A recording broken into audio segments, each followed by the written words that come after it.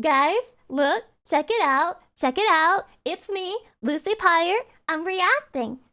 The stream is happening. It's happening. Believe it or not. When a What is woman this? says she wants you to prove her love, she's Oh my not God, asking this? for flowers or money or This even again? a fancy date. She wants some fucked up shit.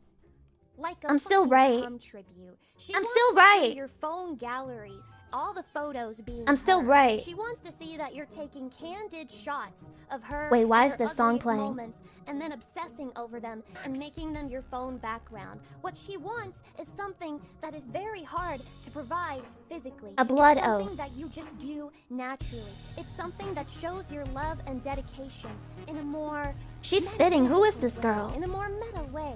Lucy literally never has ugly moments though. I can try to make an ugly face.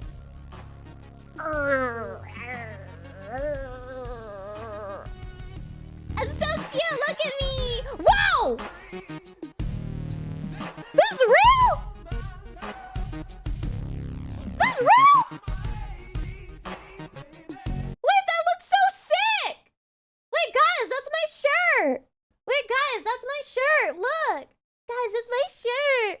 Oh my God, it looks so cool as a tattoo. No way. I think this is the first time anyone's ever gotten a tattoo inspired by me. Is this real? Aww. Aw, it looks so good. It looks so good. Oh my God. And it's perfect too, because somebody will look at that and be like, sick, dude. What kind of like rock metal band are you listening to? And then you can explain it to them like, no, it's actually an anime girl. And then they'll think you're disgusting. But otherwise they'll think you're like a really cool guy who's just like really into like metal music. It's perfect. It's perfect, dude. This is like a great tattoo. Very tasteful. I like it. I like it a lot. Oh, I'm so happy. I can't believe you would get a tattoo of me. But you know what? Yup, I But honestly you know want what? that as an actual t-shirt. You know what, dude? Now I can't do anything bad ever. Because that would mean that this guy regrets his tattoo. Which means I'm never allowed to be a bitch. Like, I'm never allowed to have a DM leaking moment. Which means I have a lot of things to delete, of course. But thank you so much for getting this. It looks so good. I hope you like it, and I hope you never regret getting it. Because it's a lot to put on me, you know? Like, a lot of pressure, but I'm sure I can wear it with pride. And, you know, you can always get it covered up to say something else. And like, you know, like, you can make it look like a ball sack instead of like a devil tail. And then that would be pretty cool. So, yeah, tattoo accountability. You know, guys, just more pressure. Genbu678. Congratulations. I believe this is the first person to ever get a tattoo of either Lucy or I guess the Lucy brand. Very base. Chatty, that's a tattoo of you, because it's the Demonites. It's a tattoo of you, dude. I can't believe this guy likes Chatty so much he got a fucking tattoo of him. That's pretty crazy. If it makes you feel any better, they can always get it altered if things go south. It'll never happen, guys. I'll never get canceled. Trust, trust, trust. I'm just gonna kill everyone who would think of doing it. Okay, so I have a couple of videos that I pulled off of Reddit, and then a couple of videos that I pulled out of my own ass so that we could watch them together and have a good time together. I'm ready to feel my brain leak out of my skull, and I want to do it with you. That is the mood that I'm in. So strap the fuck in and let us experience a bunch of inane content. Why Majora's Mask's Blue Dog took 25 years to win the race. And I know it's gonna be a banger, because I don't even know what the hell he's talking about right now. What blue dog? Where? When? Why? I have so many questions and zero answers. This is a chatty submission. Let's see if it's worth the hype. Everybody loves a good underdog story. Hydration? People often Sure find thing. themselves inspired by narratives where an unlikely participant rises up against all odds and triumphs in the face of adversity.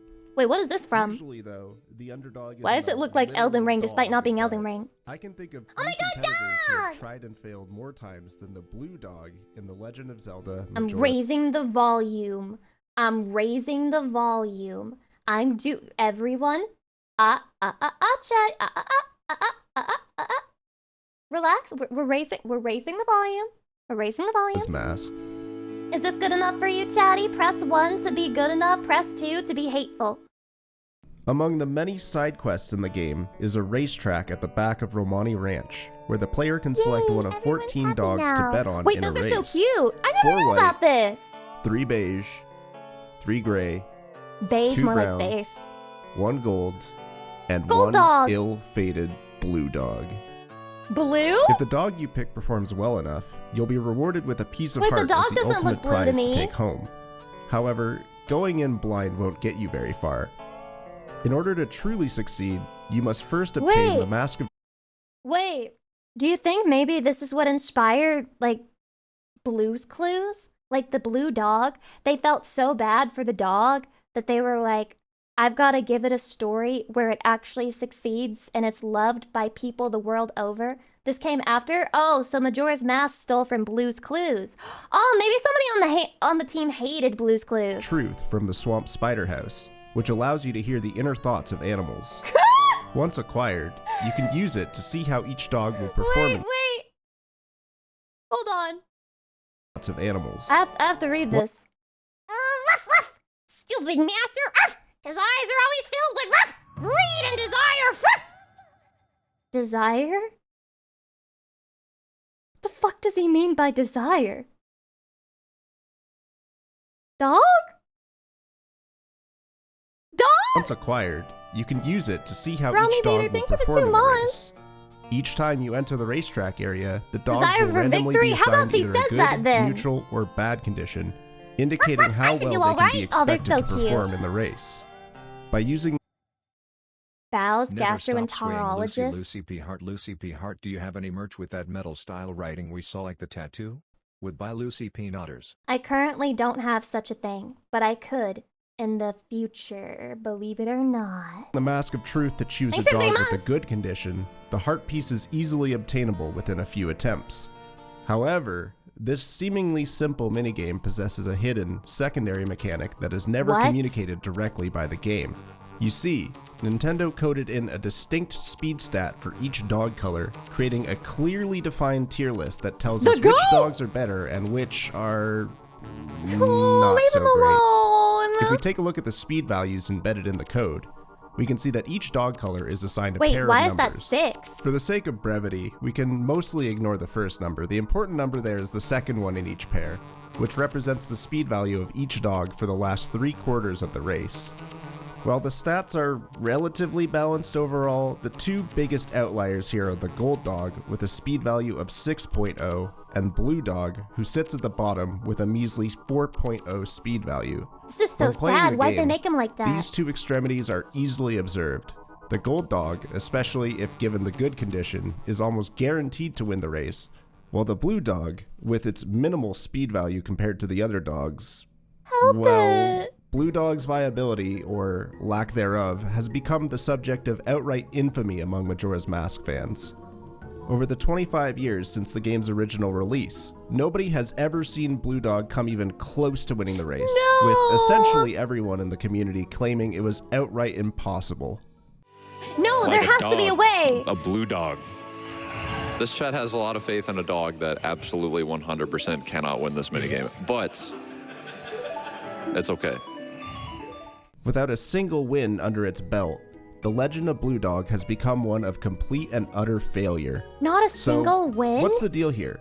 Is it truly impossible, or have we just not tried hard enough?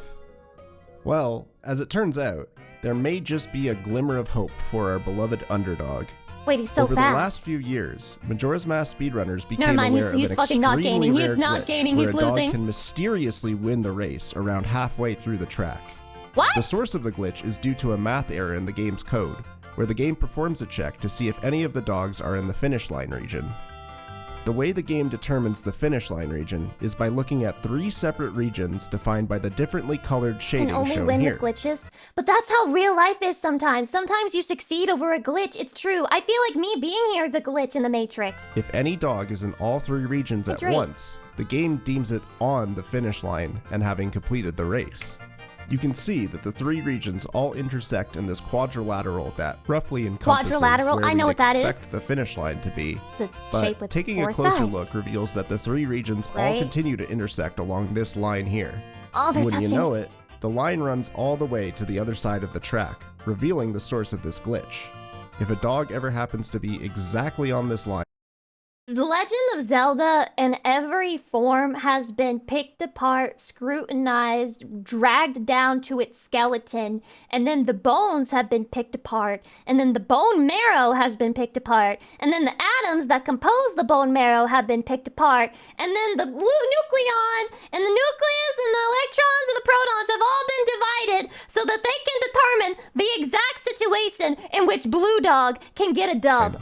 the game will see that it's in all 3 regions at once and declare the dog to have finished the race way earlier than any of the other dogs. Nothing compared to what they did to Mario could, 64. In theory, grant Blue Dog You the sound victory biased. we've all been Bet waiting you're a for. Mario fan.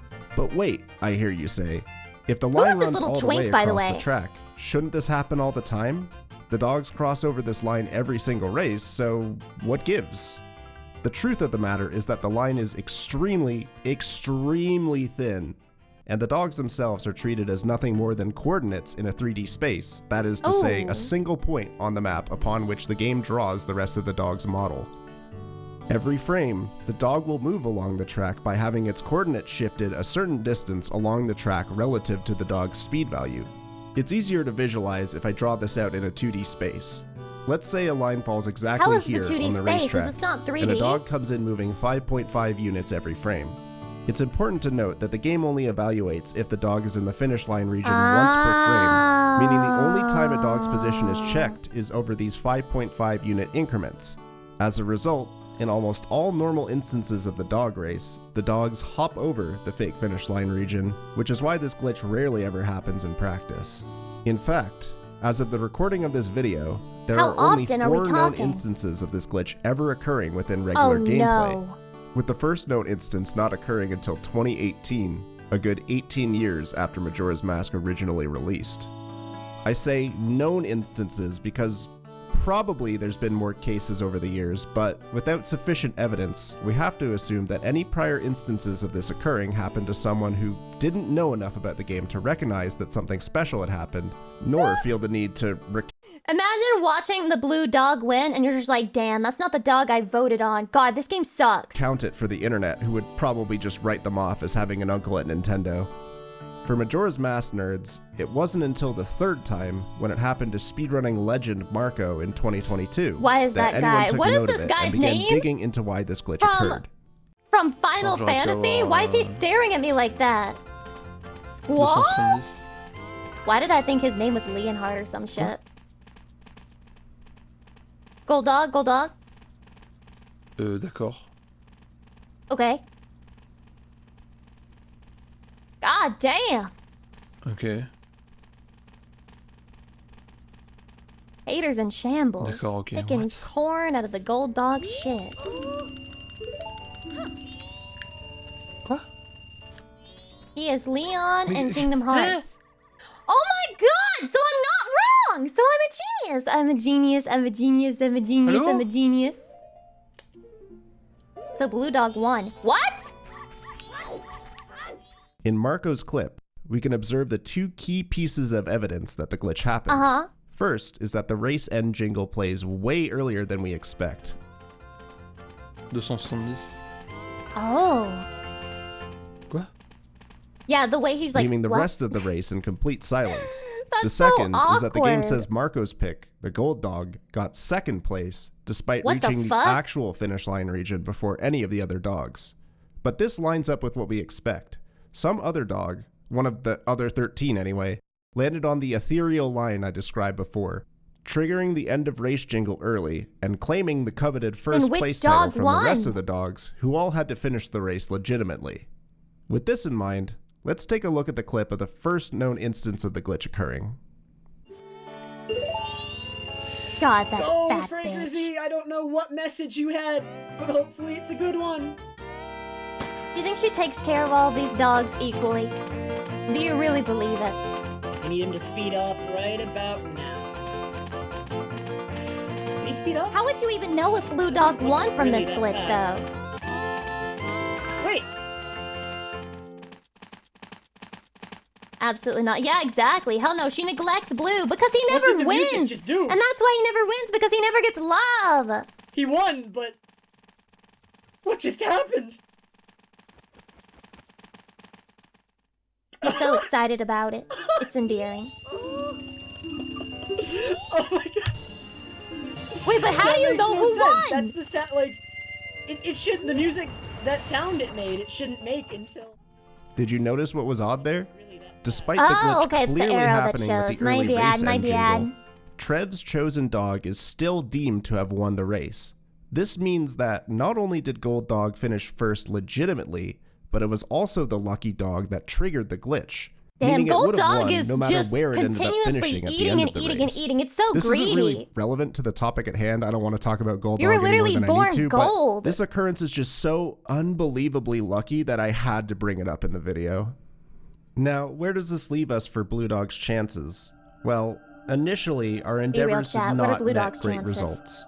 Earlier this year, I ran a charity fundraiser attempting so over cute, 1,300 though. races picking Blue Dog, What the hoping to get fuck? the long-awaited victory, but alas, not only did I fail Why at are getting they a all Blue Blue Dog victory, Dog? I wasn't able to get the glitch to occur a single time.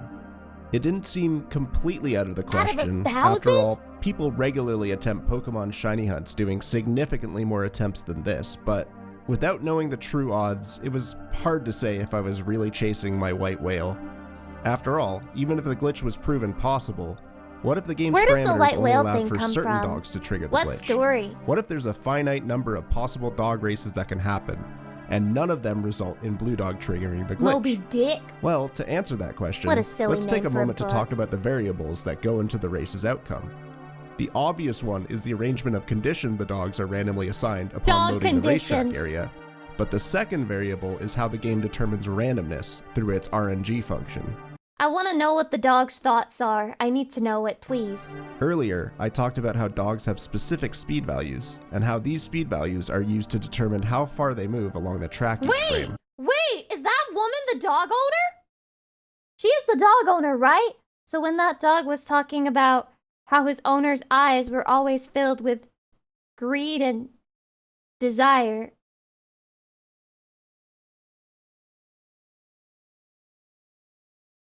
Let's continue, shall we? But I glossed over an important detail. Every frame, each dog will have a random fluctuation between -0.5 and +0.5 added to its base speed value. I love math. I love This it when means, other people in do addition it. to the condition the dog is assigned, each frame, the game will make 14 calls to the RNG function in order to determine the dog's actual speed for that 14 frame. calls. While explaining the finer For each details of how frame? RNG functions work is well outside the scope of this video, and there's plenty of resources out there if you're interested in the topic. The good news is that RNG's role in this race is actually rather simple. Because the race runs automatically, the number of RNG calls the game will make during the race is consistent, and a race that starts on a certain RNG value, assuming the dogs have consistent conditions, will always end in the same result. More simply put, the only RNG value that matters for the dog race is the value on the frame that you start the race. This tangent, of course, is all to derive the I remember the Legend of Zelda Ocarina of Time. Yeah, somebody mentioned it, the warp teleport thing, where if you did a certain type of action and then randomly, I don't even know exactly what's happening there, but you would do a certain number of actions and then walk into a place, and then it would teleport you to like the end of the game where you go to fight Ganon. Yeah, Dake or treat at Ganon's castle. Isn't that shit weird? Why are computers so silly like that? And how do you even find that out? answer to the question I asked earlier Hydration. about how many possible dog races can the game produce. Now that we've established what the possible variables are, we can come up with the correct answer. Beginning with the dog's conditions, this number is actually smaller than you might think, because the game will always arrange it such that 4 dogs have the good condition, 5 have the neutral condition, and 5 have the bad condition. This means that It's the total always the possible blue number of dog with the bad distribution you can condition. have for these conditions is 252,252. Okay, it's pretty big, but it's a start. Now for the number of possible RNG values, well, the RNG no. value in Majora's Mask is stored in memory as a float 32, which is a fancy way of saying the game allocates 32 bits in order to represent the different values it can contain. This means that there are 2 to the power of 32 possible RNG values, That's a which lot. is roughly 4.3 That's a lot! billion. Oh, and it gets worse because with the dog's conditions in play, we get to multiply one big number by a Myoto Eevee, significantly welcome. bigger number, How and lucky arrive you at gotta our be to answer. accidentally stumble on a There glitch are like 1 that. quadrillion, 83 trillion, 414 billion, 90 million, 350,592 possible dog races that the game can produce. Okay, so that's a lot, but there's good news and bad news with this number. The good news is that with so many different dog race possibilities, surely at least some of them result in Blue Dog triggering the glitch, right? Surely. The bad news? Realistically, we are never, ever going to get even close to this many attempts at the dog race. If I were to trigger a new The blue dog is the real example, the quintessential example of people who are told, but you have so much potential. Yeah, I have so much potential. You know how many resets it's gonna take for me to get it right though? dog race every second, it would take me 34 million years to reach that many attempts. Needless So to say, sad. you'd have to be a madman to even attempt this sort of thing. And that's when I The heard video's from a not user over. named Falkush, who had seen one of my prior videos on the blue dog subject, and got inspired to try and get a victory for himself. However, his Or approach differed from autism. just loading up the game and Autism running is a races form in of real time like insanity. I had done. Falkush had a different, but more intricate idea in mind. What He a had also horrible taken icon. inspiration from previous efforts to brute force the Mario Party minigame A Day at the Races, which, coincidentally, is also a race minigame where you choose between different competitors who have different base speed values and different random conditions. Anyway, he had wrote What up the a hell is script to that thing brute over force the there? dog race with an emulator. Using the information discussed earlier about how the RNG values affect the dog race, this script would make a save state just before pressing A to initiate the race, then run the race at a much faster speed because you could do that with an emulator. And then after the Right? race had You didn't concluded, think of the that? script would reload the save state, advance the game by 1 frame in order to change the RNG value, make a new save state, Oh my god. and run the He race looks like with he's that doing so brand well new here, and RNG yet he value always falls and a brand behind. new It's so outcome. sad, man. It's so sad. And how would he determine if Blue Dog had won? At first, I thought he was using a memory viewer to look at which dog had won, but it was in fact a much simpler approach. Falkush used an auto splitter, which is normally used for speedrunning console games to look for certain key frames and send commands to your splitting program. But here, he had cleverly leveraged it to look at the first section of the text displayed after the race. What the fuck? The dog race lady Weaponized has autism unique is so dialogue for strong. your dog getting first, second, third through fifth, and sixth or worse. So the auto splitter would look for one of these unique dialogue strings and record the race result so that he could observe it later. It would also record the number of frames the script waited before starting the race so that he could manually load up the initial save and reproduce the race at a normal speed later on. So with this implemented, would this be enough to finally achieve a Blue Dog win? Well, after running the script for 3 days almost non-stop, generating 8,410 races, this happened. What? Only 8,410?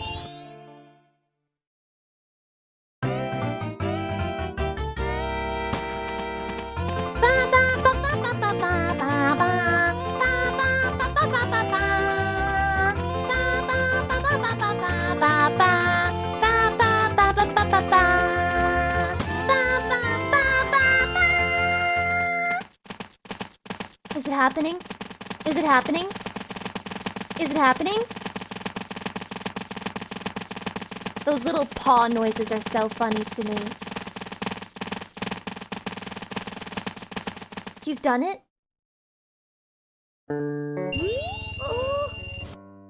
First place!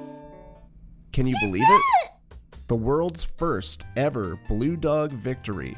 All thanks to the tiniest oversight in the code allowing for an early win.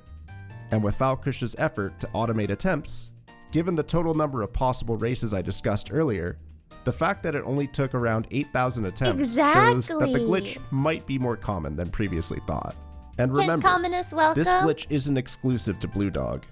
Although he didn't have an automated way to track the frequency of the glitch happening to any This of is the all other totally unnecessary and meaningless Nerd Olympics. Heavy Arms Custom, name a single thing in life that fucking matters. I dare you. I dare you. How dare you try to diminish this man's accomplishment just because you don't have the same exact type of autism that he does. Pathetic. Pathetic, bro. dogs. He estimates that it has around a 1 in 1,000 chance Lucy of matters, happening, I'll take it. and he did see it occur a few additional take times that. through continued attempts.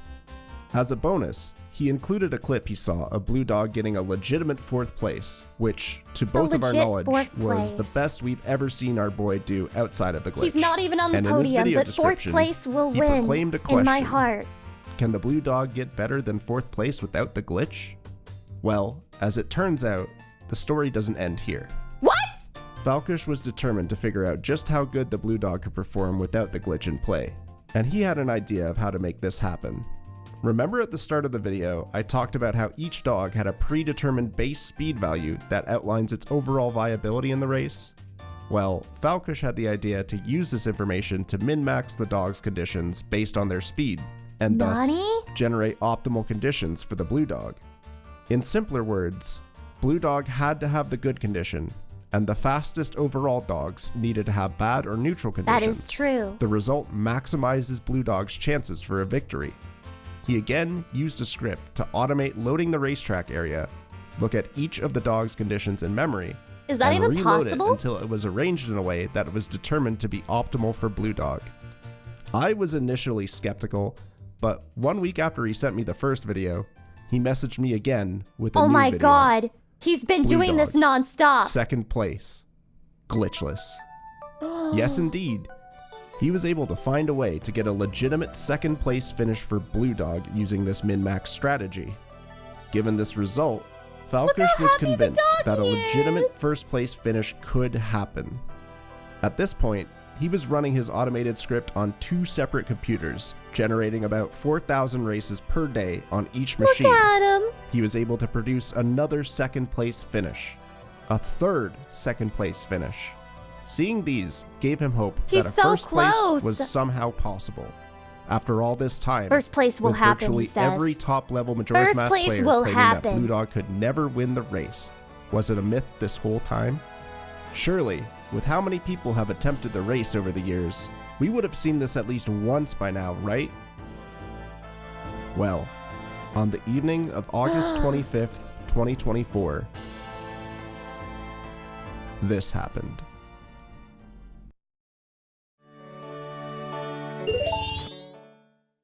August 25th, 2024.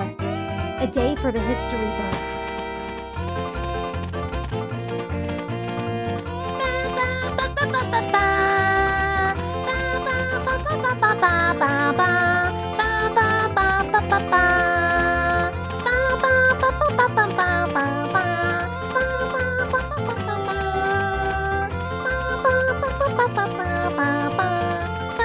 It looks like it's doing so bad right now, like he's falling behind. But he's up! He's up! He's up! Oh my god. And there you have it. After 30,000 total attempts, we have 30,000. undeniable proof that, given the right conditions and enough dedication, it is indeed possible for Blue Blue Dog Dog to can win do the it, race so can you. legitimately. If Blue Dog can Perhaps it's fucking do entirely it, so unlikely can that a real you. human being will produce this under a real-time context, but that's besides the point. Blue Dog has spent his whole life being the laughing stock of the dog race minigame, and Majora's Mask players as a whole. But after all this time, we can bask Look in at the him, glory man. of the ultimate underdog finally receiving the victory he's been waiting He's a literal 25 underdog. years to achieve. He's number one. With the power of automation and 30,000 tries, in the right circumstances, anyone can thrive. It's kind of like you can have someone who's like a 70 IQ, but if you give them like 100 million bajillion dollars, they might own Twitter one day. You know? Also, who the fuck? I think GNP made this. It's quite literally one of the most disgusting things I've ever seen. It's really bad. Like, it's awful. Ban him? I feel like I should. Like, it's scary. I don't like looking at it, but you guys have to. Yeah, look at that fucking face, dude. It's horrifying. Never show me this again. Get this shit off of my desk. Clueless, thank you for the gifts of the Blue Dog. I really appreciate it. I hope Blue Dog knows he always has a home here. Just thought of another G-Subs flavor, Demon Nitro. The container art can show Demonites drag racing. Can't say that's a bad fit for an energy drink. Drag racing? Wait, do you mean like RuPaul's Drag Race, or do you mean like vroom vroom cars? Because chatty drag race is so funny to me, like as a concept. Yeah, probably the cars. I don't know. Are you sure? Are you sure? Okay, so apparently this is a samurai had a femboy problem. Haven't we all had a femboy The problem? samurai historically had a little bit of a femboy problem. I'll take phrases to get you canceled for 500, Alex.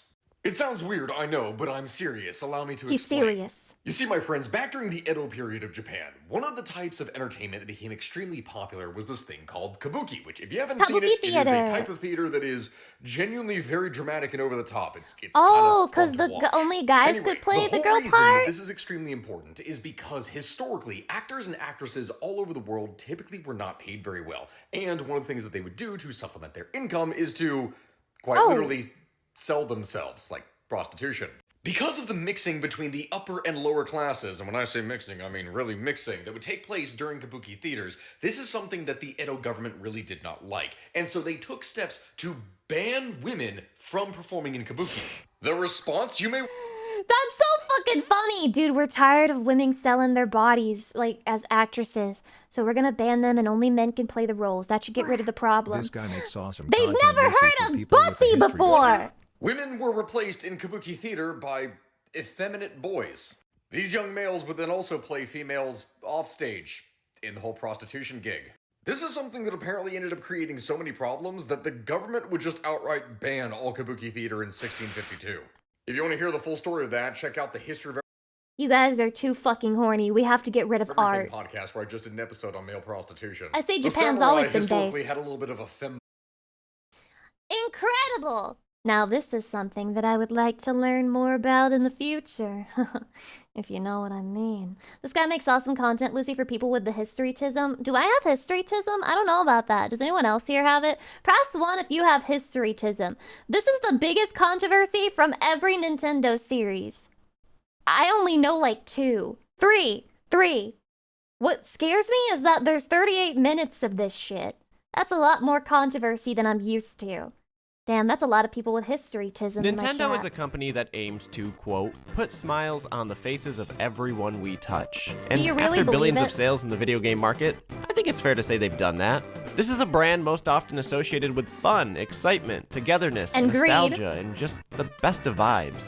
And But greed. also racism, censorship, And greed. injuries to yourself and your television, and worst of all,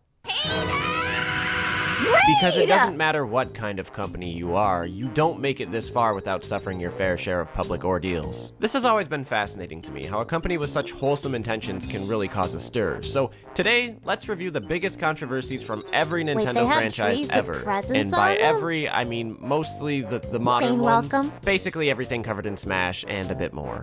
I would love to talk about the little guys, but sorry you Golden Sun stans, Isaac isn't as problematic as you'd like him to be. And as far as where we start with this one, Okay. yeah, that's what I was gonna do anyway. Mario! There's controversy for Mario. I don't think it's a far reach to say that Mario is the face of Nintendo. The two go hand in hand. He's the iconic mascot Unfortunately. from Italy who's Alec a plumber. Bass, He welcome. plums. And he runs and he jumps and he plums. falls and says, unless we're talking about the new voice of Mario where he says, Mario's been in a lot of public It's spats, just not but right. a big It's one just from not pretty right. recent memory was the Mario Odyssey box art. Anything look strange about this to you? Well, that's because it's Or if not it's the real Chris box Pratt, art. it's probably like, whoa, This is. dude! And as you'll see, the only thing changed was this image in the corner. Yeah, the first version was revealed in June of 2017, but the theory goes that Nintendo ended up switching to the second version in August after being called out for racism and cultural appropriation by Twitter users, but Wait. mostly at the center. Wait, is this some... Are sombreros not... Are sombreros not... like... part of the culture?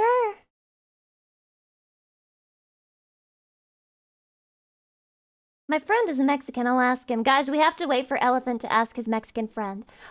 Is there anyone here who can weigh in, who can help us understand if Mexican people actually wear sombreros. Please. Can you please inform us, because I can't look it up myself. I'm too stupid. We do for parties? Well, it looks like they're having a party. They look like they're having a party. I'm half Mexican. Sombreros are part of the culture for mariachi bands, which Mario is in. Man. Bro. What a controversy. I can't believe Nintendo would do this. This phenomenon came to be known as Mexican I can't Mario. believe And Mexican ironically enough, it seemed the Hispanic community was a majority supportive and thrilled about the representation. I mean, let's not forget that when it comes to It quote, doesn't look stereotypes, offensive to me, Mario but of himself course is I'm not the basically one just who would that be for Italy, affected. but others think that Nintendo changed the box art for aesthetic or marketing reasons, as nothing was done about the actual stuff in the game. And by the time it came out, most people had forgotten about this in the wake of one of Mario's best titles. If you ask me, oh, hold on. All rise. Judge Voyen presiding on the right side of history. Nintendo never did anything wrong here. They didn't need to change the cover, and even though doing so wouldn't cost them anything, it's funny that such a small crowd of disgruntled Twitter users could allegedly force Nintendo's hand. Because such was not the case 3 years later with Mario 3D All-Stars.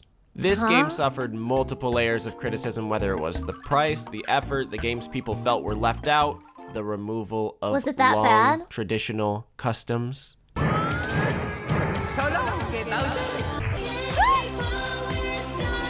Mario's so funny. And on top of all that, Epic pro-consumer Nintendo made it only available for 6 months as a limited time special for Mario's 35th anniversary. This didn't sit well with people, and there was so much back and forth about it, like for months, with way more outcry than Mario Odyssey box art, but You know what? As it should be. We should make fun of Nintendo for being greedy and putting out bad products instead of inventing outrage that doesn't exist. Nintendo stood their ground, using Doug Bowser as a shield, and Makes the game perfect vanished sense. from the eShop on March 31st, 2021, and like, Why would a year Nintendo later from admit shelves they made in a store. mistake?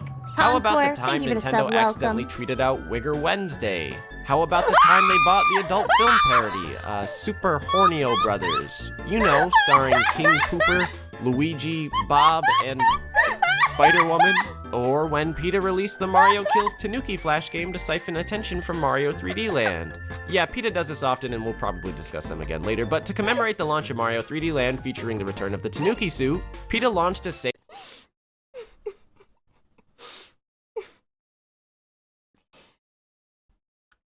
Sorry, I missed everything past I missed everything past you know, I missed everything past that, so I'm gonna go back a little bit.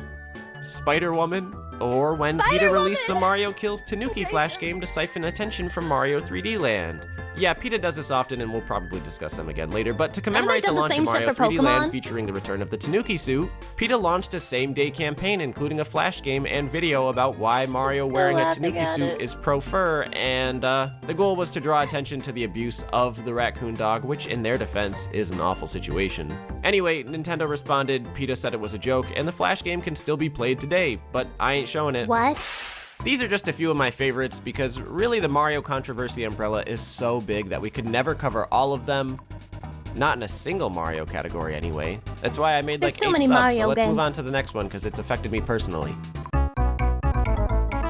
How many of you have played the original Mario Party, and how long did it take you to figure out that it was not a party at all, feel but like- instead a ruthless I feel like I missed out on having a childhood because I never played the Mario Party games as a kid. bloodbath against your friends? Well, with a few specific minigames, it was quite literally that. The one most often remembered is Tug of War, where the goal is to win a tug of war match by rotating the controller's joystick faster than the other team or player, because this Why is a 1 is versus that 3 minigame. Yoshi and kids Bowser quickly figured out fused the together? easiest way to do this was not to use your thumb as intended, but the palm of your hand. This allows for a more swift and precise Got that rotation. strat, got that The tech. problem here No is one that gambles, with I the can start rigid, now, sensitive true. surface of the analog stick, you've practically created a drill, and yeah, you see the issue.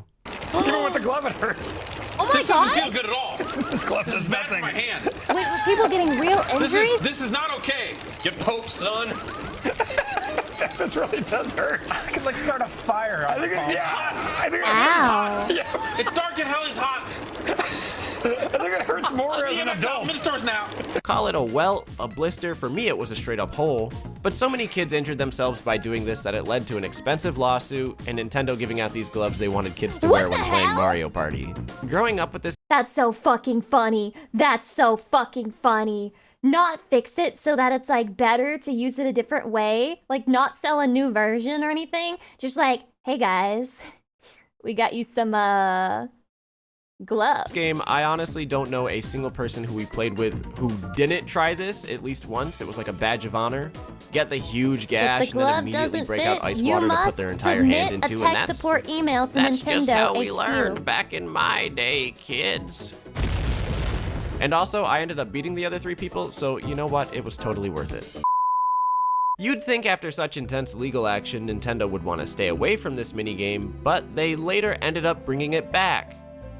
Twice. Just First remake to the it the 3DS, right way. Which, okay, fine, I don't think the circle pad is capable of causing injury. But again on the Switch, where they included a disclaimer in Mario Party Superstars. Bold risk. At the same time, like, Do how not could play you not? using the It's such palm an of your important hand. cultural piece of Mario Party history.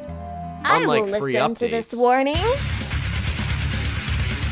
Yeah, let's get this out of the way super quick. Since the Switch, really since the 3DS, almost every Mario Or sports other game has areas suffered of sensitive skin. Are you guys implying that people were just like putting it on their dicks and then like swirling it around or something? a drastic drop in quality, mostly due to free updates enabling unfinished launches. Everyone is always whining about Yeah, it, me, included. we know that We've about got you like 4 extra. videos talking about it on the channel, and I intend to stay toxic about this until we get a good one. So, long story short, pray for Mario Baseball and play Mario Golf World Tour.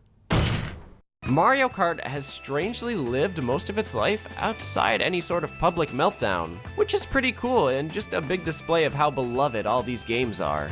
I mean, sure, people can be a little divided on some of them, but like, is there a bad Mario Kart? No, because they're all good quality titles. They're all bad. Because I haven't played them. Yeah, I guess you're right. If they were so good, I would have played them Unsurprisingly, already. bringing your series to a mobile platform exposed some greedy underdealing. Oh shit, because this was a Mario mobile Kart game? Tour is no stranger to the very cheered on and Nobel Peace Prize winning feature that is loot boxes. Where by What? spending in-game currency, you can receive special items from the Spotlight Pipe, and you can also pay us real money too. Yeah, this one spells itself out. Nintendo got sued in 2023 for promoting gambling to children, and dude, I don't even know how they got Wait. They got sued for it? I can give you a lot of people you could sue for this in that case. this far. Countries in Have a Europe no outlawed welcome. loot boxes literally years before this game even came out. How can anyone not have guessed this is how things were gonna go? Nintendo must have, because they got rid of the feature last year and replaced it with a shop. I don't know, dude. This is just Nintendo's How has Battlefront 2. Gacha And not been also, sued then? while we're The real answer is people simping for the gacha companies and defending gambling with their fucking lives.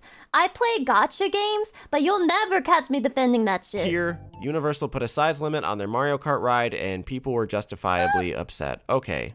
I think the Mario What? Kart lawsuit has solid grounds to stand on, but when it comes How dare you create a ride that my fat ass can't ride, you fucking asshole! to the Paper Mario lawsuit, This has never happened to things me get before. a little bit more bizarre. In 2008, Morgan Creek Productions attempted to sue Nintendo for using the song You're So Cool He's so cool. in a 1,000-Year Door commercial. They claimed that Nintendo had used the music without permission, but after only 6 days, the suit was suddenly dropped. When questioned about why they abandoned it, the production Somebody knocked on their door, and then they saw Reggie holding a gun to their fucking forehead, and he said, "So, about that lawsuit," and then they never heard from them again. company had nothing to say. Nintendo, on the other hand, simply said that their advertisers Leo Burnett provided the company with a license they did in fact have to play the song. Basically, Sure the you company did, jumped the gun on Nintendo. legal action without really doing their research first, and lost money and dignity in the process. Embarrassing. So from here I want to move to 2 Mario sub-series that are actually pretty clean. The first is Wario and WarioWare. Funny enough, the games featuring a money-grubbing, Wario has never self-centered done anything wrong, anti-hero haven't apparently. really been super involved in anything. There was one He looks small like he would say controversy something about misheard extremely lyrics with offensive, though. Ashley's theme on WarioWare Touched. Wait, she's so It ended cute! up all being bogus and in my opinion isn't worth the legitimization that is talking about it at length in a YouTube video. Then Yoshi. Yoshi also hasn't Yoshi. really ever been problematic. There was one instance where a Flash How game could he made be by the problematic? EPA used Yoshi's Island DS music without asking, and it went unnoticed for years, which is kind of funny since this is government sponsored. Nintendo called them out on it in 2019. They Based. removed it and all is well. Beyond Of that, course. Yoshi is pretty much clean, although I hear he's a bit of a tax evader. However, Oh yeah, when in the the fuck did Mario that meme crew, there start? is one member that is responsible for one of Nintendo's biggest legal battles. I'm talking about a conflict so threatening it could have destroyed the company. Is it Waluigi? And that member is... Oh my god, this company made a monkey that causes havoc from the top of a big structure? And then this company also made a monkey that causes havoc from the top of a big structure while kidnapping a girl?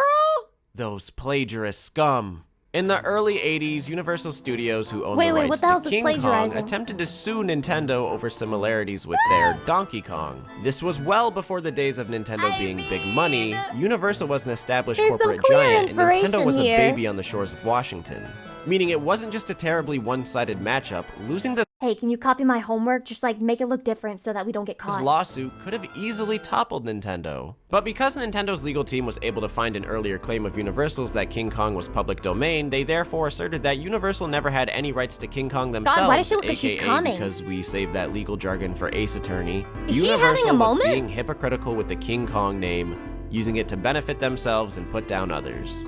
Nintendo countersued for damages, won, defeated some appeals, and went She's a hear me out girl. She's like, oh, 100 men versus one gorilla. What if it was one gorilla plus me? on to make Donkey Kong his own great character, as he always had been. And years later, the two eventually made up in time for movie distribution and a theme park and doing whatever else billion-dollar That's companies literally the do plot after of King school. Kong. Just This is one of my favorites why? because Judge Voyen, Part 2. Judge Voyen. Nowadays, it's kind of wild to look back on this story where Nintendo was defending themselves as the little guy, because almost every move they make today seems like some big company bullshit. And as we True. finally close out this Mario category, I want to remind you that there's a lot of non-series specific Nintendo controversies that just go to show you how alienated they are from this identity. In the 80s, they were fighting for their life. Nowadays, they are fighting everyone like we are trying to take their life.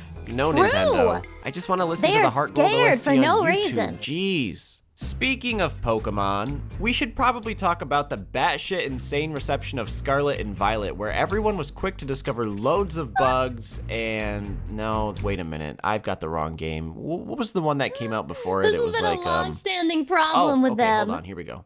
Brilliant Diamond and Shining Pearl skipping out on platinum content and resorting to chibi models was the worst way to remake. No, it's It was not pretty that. bad. It's, It was pretty bad. Right, okay. Sword and Shield graphics served as proof to many Were pretty fans that bad. Game Freak was behind. Fuck, no, it was the one before that. Let's go Eevee and Pikachu pander too Ultra much Sun to and the beat Ultra of Moon Pokemon barely Go. changed Sun and things Moon like abandoned motion Jody control, Dollars, wild battle, and had that wild accessory included. Damn, he It really didn't even go shouldn't into be shocking Pokemon. that He's the like, I'm most not ready. controversial games in a series produce the most, controversy.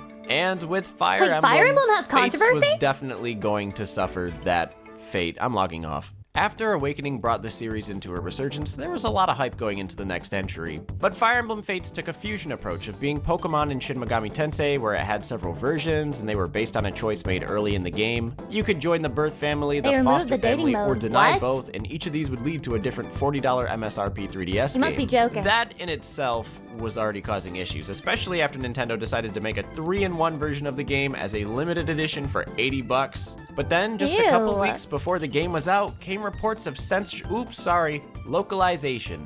This was the removal of certain aspects of the game I feel like deemed to I've heard cause about confusion this. or offense in the West, and I remember somebody making a post of a Fire Emblem scene and how in the English version it was just them being totally silent, but in the Japanese version it was two characters having a real conversation as like an example of how bad the localization for that was. it was this. Oh. Sex! She wants me. God, she wants me. Look at that stupid look in her eyes. Oh no. God, I love dumb bitches. The war game won't let me pet my wife.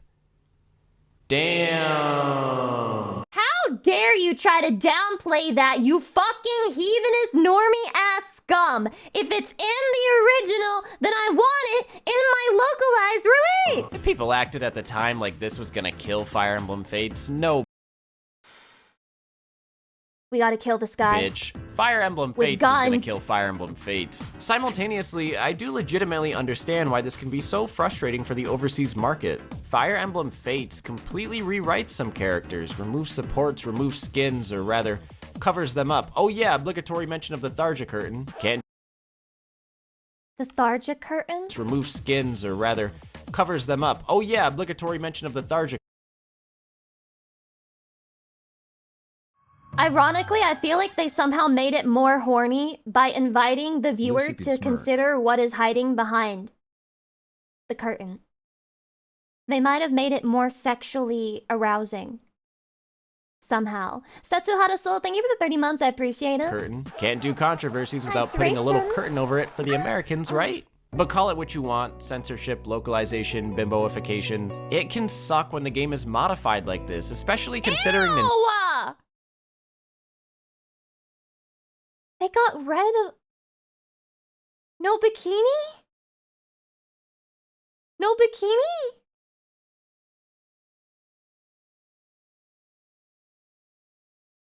I think whoever was in control of localizing this game should be shot. Nintendo did it as Not recently as literally, this year with Fire Emblem Engage. but they should be shot, But you know what 3 I mean? months before Fire Emblem Fates was suffering regional changes, it was Xenoblade, with Xenoblade Chronicles X. This game was covered in controversy for a while as well. Fans were upset about the Xenoblade. faces, the music, the data packs. And Nintendo altered it quite a bit for its Western release, changing a few things, but it Again? was the removal of the boob slider that really did it. And also, have you ever When will you people learn? When will you people learn that you cannot separate the man from the goon? You can take the goon out of the game and you can't take the goon out of the man! said the word boob slider out loud? That's fun as hell. Anyway, from here we could talk about Nintendo X-Pad Allison Wrap and how the boob slider controversy grew into a far bigger one. But this is the Xenoblade topic, and we instead should focus on how the complaints of no boob slider may have led to a 180 reversal in the series' next biggest controversy, which was...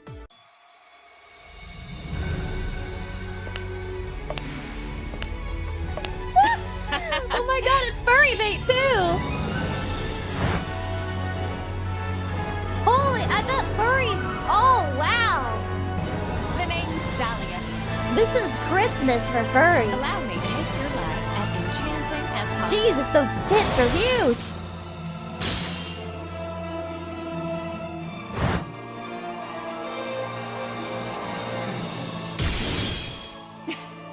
We'll be great together, I do declare.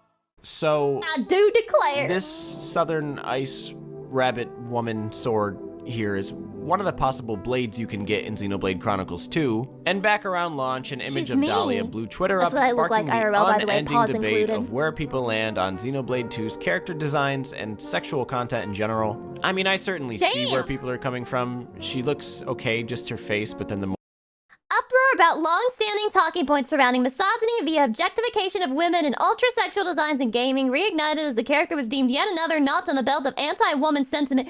Why do women feel so offended by a female fake anime character being sexy? Not everything's scroll down, about it's you. just like, "Eee."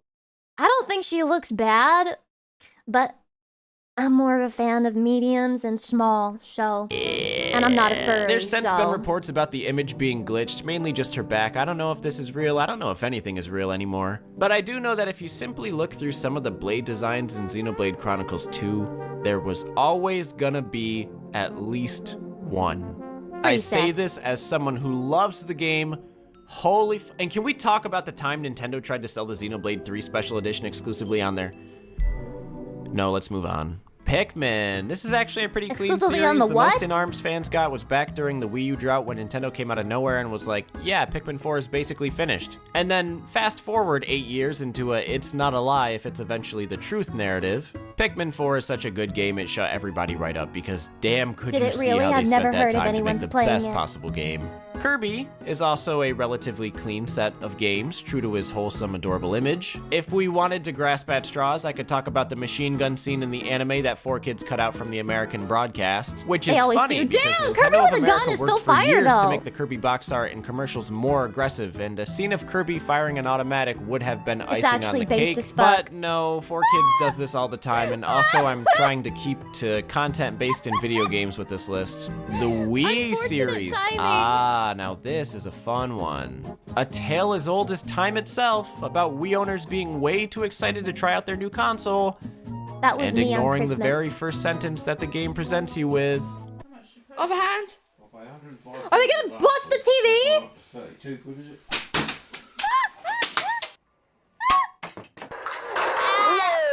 But after the funny YouTube It's a videos of Darwin people Award for destroying your their own wallet. property, first lawsuits, second, Nintendo overemphasizing the strap in every future release, and third, designing the bowling ball controls in Switch Sports to have you hold on to the Joy-Con when releasing the ball, thus to avoid controller flight as much as possible. And speaking of Switch Sports, which isn't in the Wii series, but in the Nintendo Sports series, fuck that game. This is another controversy Oh. I'm part of, and I don't that even many of you know me recognize for, this one. criticizing the dumb avatars, the free updates, the online model. I thought The the game could avatar have was been kinda legendary, cute. it's obviously famous for the wrong reasons, but I have to set that aside for now because there's another game in the Wii series I love that the Wii took Sports, some shots. baseball. They don't And have it's arms and shit. Wii Fit? Wait a minute, Script, are you sure it's not the god-awful Wii music or the terrible attempt at Wii Sports HD? How could the title that started the trend of fitness gaming cause any backlash whatsoever? Oh, so Did it you call mean it's people just fat? it's fitness in general. So it turns out they called a 10-year-old girl obese. Wii Fit, the original body shamer. Kids these days have Instagram and TikTok to make them feel bad about how they look. They'll never know what it was like to drop $90 on some cutting-edge Nintendo technology to tell them they're out of shape. You're morbidly obese. God. Especially when, if they really wanted to get all buff and such, all they had to do was wait a year so they could buy. Punch Out! What is this? For how iconic Punch-Out is, it sure is not doing anything. The last game came out almost 15 years ago, and the series has had basically nothing but Smash and re-releases since then, which Oh, that's sucks with the because guy. the Wii entry is a great game that you can play with This motion guy was controls rage and bait get in Super extremely Smash sore Bros. doing. The Switch would be perfect, if not for a sequel, just a port. But why hasn't Nintendo done that? No, go ahead and guess, because when I tell you it's racism, oh my god, Voyan, What? Let me introduce you to some of the opponents in Punch-Out.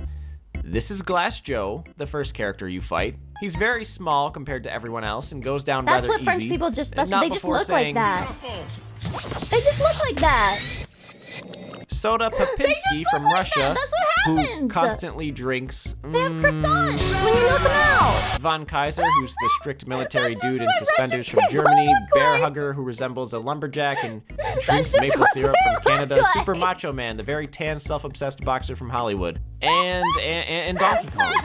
So yeah, the game plays on stereotypes which range from solidly existing in the Wii version to pretty Oh much no, straight the monkey racism the further you go stereotypes where back. they bang on It's their something chest people and are say, ooh, ooh, obviously ah, generally aware of, Gosh. and I believe if given the shine of today, the controversy would be much deeper. We open the video with a story about Mario getting called out for cultural appropriation. I don't even want to think about how people would react to this, and neither does Nintendo, which is probably why the series is on hiatus. But honestly, if you can look past it all, you have a great game that is just as challenging people as it is ruin funny. everything. Because Punch-Out has Why the are best no women in the character game? They don't want you to beat the fuck out of a woman, okay? They're not willing to do that. It's Nintendo. ever. Doc Lewis. Duck this one. Oh! He got his ass. Moving into our next giant series with The Legend of Zelda, 20 games across 37 years, there is so much going on, so let's get the big boys right out of the way. Number 1, the Skyward Sword demo from E3 2010 that was a disaster. Okay, so here, I have to cut vertically. It was a disaster, really? Because they couldn't handle the Wii Number 2, controls? Ocarina of Time's Islamic references in the OG version of the game. Number 3, weapon durability. Number 4, female Link. Number 5, the Zelda cycle. Alright, let's leave it at that, because now I want Wait, what's the Zelda cycle? female Link. I need to Number know the 5, Zelda cycle. Zelda Dane Mutter, welcome. New game is revealed. Fans predict the end of the series. The art style is kitty. Game gets delayed again. Fans say they have lost hope and no longer care. More info is revealed about the game. Fans get excited and claim the game will win Game of the Year. Game is released. It receives universal acclaim and blows everyone away. The art style is now considered beautiful. Fans wait for the next game and say it will be the best one yet. I will never change my opinion on the ugly-ass graphics of the Zelda main character game. Don't fuck with me. All right, let's leave it at that, because now I want to go to my favorite place on the internet, the official Zelda bitch thread. Bitch thread? From 2001, this is a time capsule of the general internet reaction to The Legend of Zelda Wind Waker shortly after its beta footage was released. Most people know this story by now, but after 2 great N64 games and a demo showing what a GameCube Zelda could look like, we were shown what the GameCube Zelda would look like, and people found this new art style revolting. I remember my eldest brother specifically slamming this new entry, which shocked me as a kid because he was the one who introduced us to Zelda, and as you can see in the thread, he was not alone. I think I'm gonna cry. Yeah, Nintendo, good to see you making more mature games now. Stylish? Link looks like a 2-year-old freak. This sucks. That is a disgrace to the Zelda franchise. I don't know if I'm a Nintendo fan anymore. All my hopes This is what were it's on like a reading mature some of your Zelda comments that on would this fucking surpass every website, by the game way. and kill any Xbox shit and P2 titles. But after seeing that Zelda video, I punched my monitor and said, why, Nintendo? Why, Nintendo? I'm deeply Why? reconsidering my purchase of the Cube now, considering another bumble of a move on Nintendo's part. Final Fantasy X is looking better each day. Oh my god. The Wind Waker backlash was so huge, it would influence Zelda for the next 4 years and basically become the reason for Twilight Princess. And if you think the arguments died once the game came out, I mean, yeah, they kinda did. It might look kiddie, but only one Zelda game lets you stab Ganondorf in the head. True. That is pretty brutal. Wait, hold on. I built my channel on Animal Crossing. Can't we do this in like a more ceremonial way? No.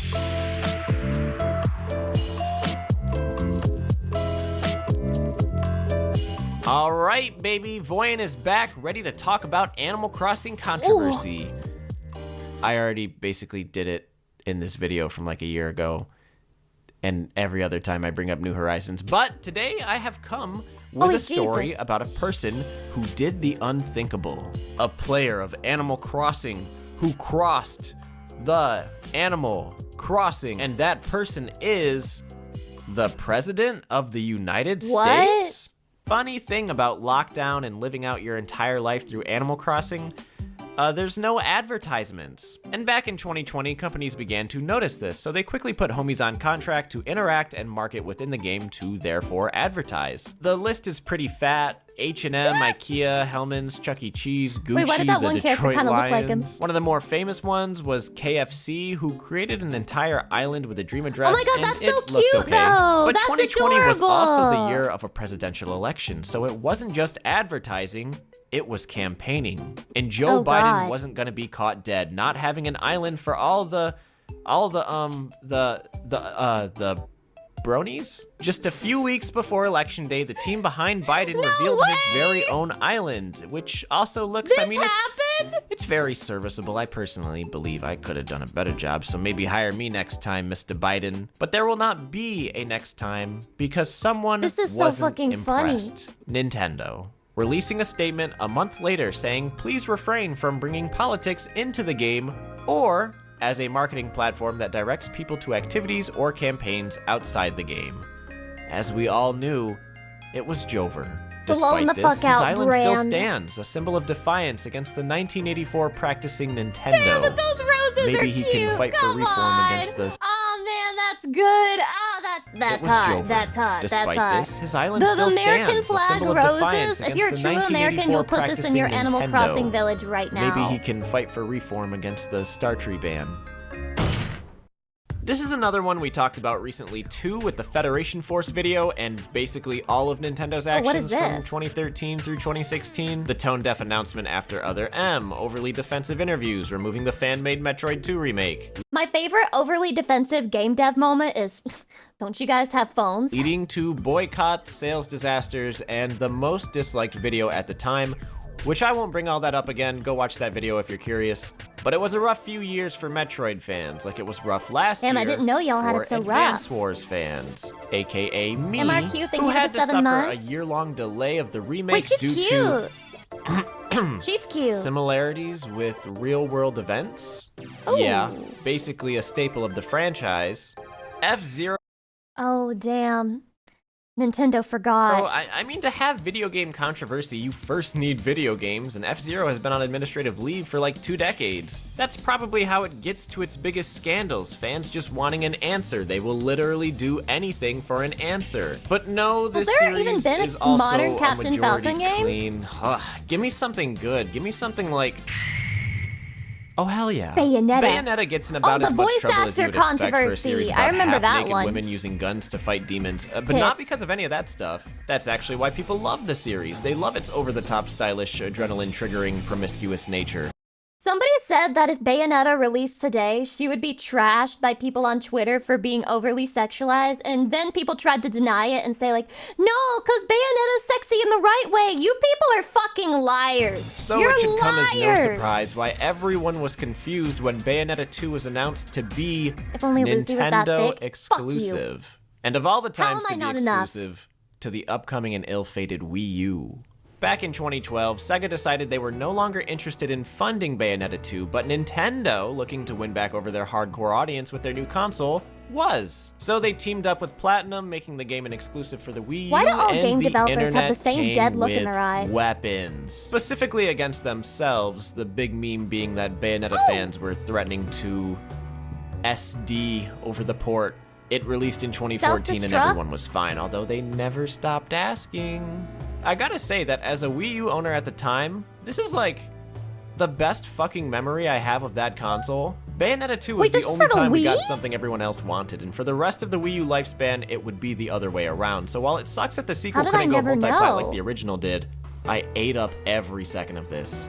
In the case of Bayonetta 3, Wii U? not so Oh, that much. explains it. Fast forward 10 years after the Bayonetta 2 debacle to just a couple of weeks before its sequel is out. And of all the people a problem could arise with, it is not the fans, it is not the publishing company, nor the developers, but instead, Bayonetta's voice actress, Helena Taylor. I remember who this. took to Twitter to announce that she would not be returning to the series after Platinum offered her a trivial $4,000 US to reprise her role. Everyone was pissed. Fuck Platinum Games, fuck Bayonetta 3, fuck Hideki Kamiya, who shut down his Twitter account and all of this. And it was all so Damn. believable. A big company Yuki treating their Maru, talent welcome. like they're worth way less. But then, after several sources close to Platinum started arguments against Helena's story, it slightly changed, which is always a great sign. She admitted she was first offered 10 grand, and after rejecting that, 15 grand, but she denied it because she thought she was owed more for a $450 million franchise. What? Anyway, after that equation, Platinum still wanted her to have a she presence in lied? the game and offered her the $4,000 for a cameo. She did not. I'm not gonna lie, the reputation of like voice acting in the English sphere is so fucking bad. I don't know how it can get any worse. Not take it. She instead went and lied on the internet that the execs offered her dirt and called for a boycott of Bayonetta 3, ironically destroying her career in the process and inadvertently creating so much buzz for the game she wanted to abolish. At the same time as the ongoing actor strike, I don't really want to say the company was in the right and that this was basically all Helena's fault. But yeah, this was pretty much entirely her fault. Platinum did nothing wrong. In fact, Hideki Kamiya offering her more money and then a simple cameo is actually a very nice gesture. And for Helena to not only lie about this situation, but not apologize and then also call for a boycott, I can't see how she doesn't deserve her fall. I feel like a fucking celebrity in this town. Is that the new one or the old one? So going into this, I was like, what? What did they do? Nintendogs is a wholesome game. It cannot sin. It cannot upset. Like, dude, even Oh Peter my likes God. it. No, that's How his did ass! Nintendogs cause any sort of drama? The answer? is some bullshit. I didn't know in butthole was in that 2010, game. a 9-year-old girl named Megan was playing Nintendogs at a friend's house when she was attacked by their bull mastiff. Megan was dragged off the couch where the dog began biting her face, eventually tearing off her Every lip. time an action game's American voice actor was a complete psycho, I'd have 2 nickels, which isn't a lot, but it's weird it happened twice. You never know, it could keep happening. It's dangerous out there, man.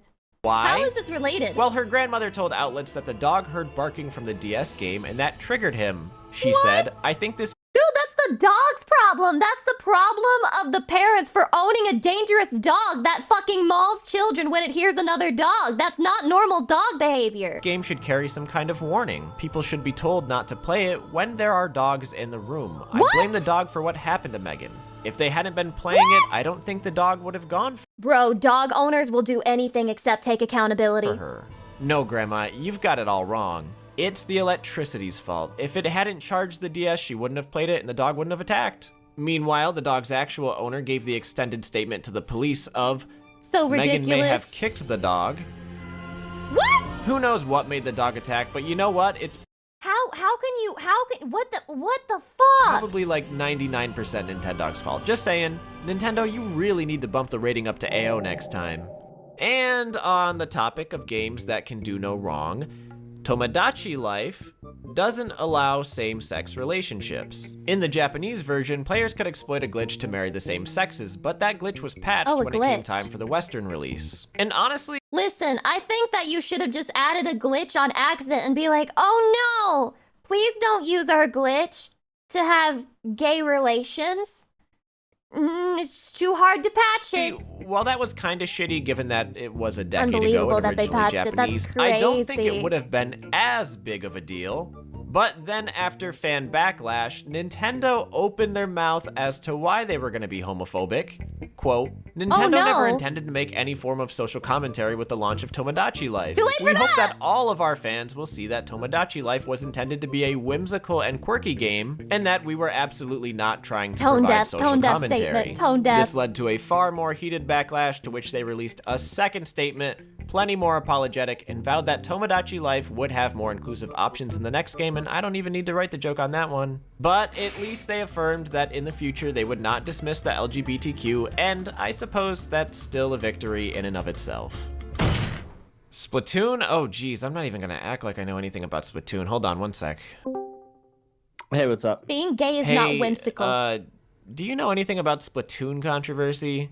Well, Voyan, there was You've that heard it one from time Nintendo. when Splatoon created a controversy from another Nintendo controversy, which is what we call in the industry a controversagami. Back during the dark COVID era, you couldn't really hold in-person Super Smash Bros. Melee tournaments. Since the official version of Melee is only on the GameCube, gamers came together and decided to use the online software Slippy and do the tournaments online. And as always, Nintendo did what Nintendo does and said, nah, you're not gonna do that. Fans trended the hashtag #FreeMelee in order to spread awareness, and Splatoon found itself in the crossfire. During the Splatoon 2 North American Open, 30% of the top teams competing had names referencing Smash Melee. And you probably know what happened here. Nintendo said, nah, and canceled the live stream of the event's finals. In light of the cancellation, players then threw their own tournament and had one of the largest prize pools in Western Splatoon history, and record-breaking viewer counts in support of the tournament. All in all, power to the gamers, bad Nintendo, and back to you, Voyan. GameStop got it right the what? first time. Something about free Melee? Wow, what a shocker. The Nintendo game really about is fighting petty has as hell. caused some fighting. Get it? Because you can't even call it a fighting game with— oh man, I love this fan base. Yeah, the They don't free call it Melee a stuff fighting was game? pretty big, mostly because how much Nintendo loves to act like the competitive Melee scene isn't real until the minute emulation is discussed. But honestly, we've had Nintendo as the antagonist for quite a bit now. I'm ready for a shakeup. Let's Great go edit. back to the time when it was the fans who wronged Nintendo. Never happened. Being Never that each happened. new game is always filled with new characters, stages, and other stuff, everyone is always anxious to know what's going to be included, resulting in the leak culture that plagues Nintendo. It can be completely fake, and almost always is, or you might get— Every series that gets big enough will have a leak community. And you know what? I don't think it's nearly as much of a bad thing as some creators act like it is. First of all, it's a sign that people are so interested in your game that they're going to certain levels to get more information about it and to learn more about it and discuss more about it. And then second of all, some people leak things on purpose. Some of the leaks that you see are intentional. They're quote, air quotes, leaks. Because leaks can be advertising. Something like... It can definitely ruin experiences. I hate story leaks. Those are the leaks that I hate. I hate leaks that spoil the story. Ultimate's Grinch leaks or Melee Sonic rumor that are much more convincing. Or it can be totally real. Like in the case of the 2014 ESRB leak alongside Super Smash Bros. For 3DS. The wait and lead up to Smash 4 was a huge deal. I didn't know that leaking was such a controversial subject. And to make it all but a month beforehand when these images and videos were uploaded by an alleged ESRB employee, that was both really hype, but also fucking sucked. Speculation was non-existent. It looked far too real, only made worse when Nintendo started, surprise, taking the videos down. With it all but confirmed, those small fleeting seconds of hype were quickly replaced by anger. Anger about the leaks, anger about the characters revealed in the leaks. No ice climbers, but dark pit, what the fuck? It spread like wildfire on social media, and you couldn't escape it even if you were trying to. I'm pretty sure this is the reason Nintendo wanted to reveal all the characters of Ultimate before release, so no one could take that from them again. For whatever reason. And that's also the reason they fired and prosecuted the dude who did it. And people are gonna ask him where his parents are. Yeah, Smash players. Known for not showering, dramatic rage quitting, and apparently infringement. I want you to know you don't have to be a Smash player to not shower. Trying to get some cupcakes? Dude, what the fuck? Cupcakes? Star Fox is a series, no joke, where all but like 2 games and the whole thing have caused receptive controversy. What is that? Most of the time it's just debating if the game is good or not, so I don't really count it. But there was that time when Star Fox 2 came out in 2017 and IGN reviewed it like it was made in 2017. That was kind of funny. Then Kid Icarus. Kid Icarus, pretty much clean, although there is one interesting debate that's continued for over a decade now. I think most people would say that Uprising is the series' magnum opus, and I agree. It is in fact a certified banger. I've never played a single Kid Icarus with game. horrendous controls. This was the uniform complaint after the game launch, that the controls either felt too slippery, too hand-crampy, too busy, but others have asserted that there's nothing wrong with them, including creator Masahiro Sakurai. It's been a tiny argument within the fanbase for years. I'm in the camp of it's really weird for like the first couple hours, then you get used to it. And most of the complaints could be fixed with a Circle Pad Pro, but a Circle Pad Pro could not fix your brain, and neither would Brain Age. Look at the front cover of this game. Train your brain in minutes a day. Oh my god, do you guys remember when they released Smash Bros, was it 4? And they released it on the 3DS, and then people's like thumb pads were dying because the fucking movements that you had to do for Super Smash Bros in that game just could not handle it. The thumb pads would not compute, and they would just fucking die. Neuroscientists have actually performed studies, and they have found that the game might not actually be as cognitively beneficial as it advertises. That's what I've been telling you people. Play Professor Layton. You think flash focus improves your eyes? You think My Stop Smoking Uh-oh. My Stop Smoking Coach. Is that real? Well, guys, I wanted to save the best for last. The Mother series, while meant to be a silly, lighthearted set of JRPGs playing off genre tropes, is also very contentious. Risky pop culture references, horrible marketing, and development frustration, but the biggest controversy comes in the form of why won't Nintendo give us the best goddamn game of all time? Listen, we have done some terrible things here in the West, but anything to deserve withholding the divine work that is Mother 3? No. There's so much speculation on why, but gamers have largely given up on when, which is what I'm gonna send you home with. A reminder that we shouldn't ask for the reasons Nintendo hasn't released the game, but just for a release date. And I think that's where we're gonna call it.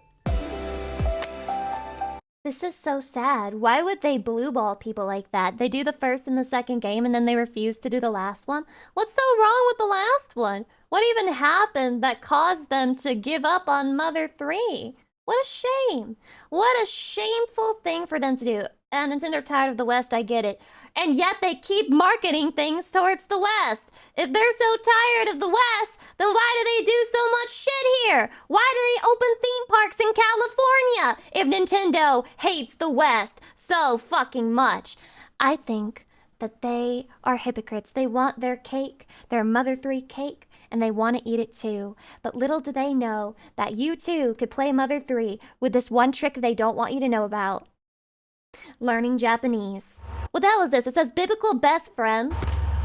This is a chatty submission. At the worst, most ridiculous Bible protagonist topic on Gas. This is the best topic. How does it go? The heroes and villains. Speak it to me, Will. Because there's a lot of Bible protagonists. And it seems Bible like you're just trying to figure out which is the most ridiculous one. Right. And they're all tight competitors, right? Yeah, and then the opening post being like Joseph, because he's a spoiled, rotten brat that gets what the hell he wants when he wants. Is that Jesus' dad, Joseph? There's or a different Joseph. Is it Joseph too?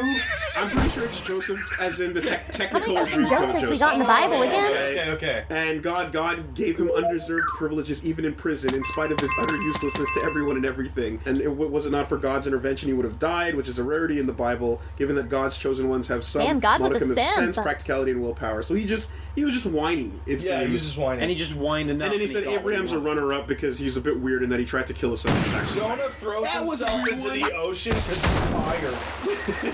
and because he doesn't want to save the people that God said go save those people. That's the best. It's like God tells him, go to this city, tell them to repent or I'll blow it up. And he's like, sick. I hope they don't repent because I hate those fuckers. Yeah. And after this long journey, he gets there and they totally repent and God's gonna like high five him and be like, yo, sick, you did a good job. He's like, oh, I guess. I'm throwing up Lot. Yeah, Lot sucks. He straight up is like, yo, you can't like have sex with these angels. You guys are trying to get up all in this angel booty. Here's it's too good for you. Take my daughter instead. Oh, yeah, his daughters. Tell me. Yes, both of them. Yeah, he just gives up his daughter. So angels come to visit Lot, and the entire city, Sodom and Gomorrah, like they're awful people, and they're like, yo, that's hot.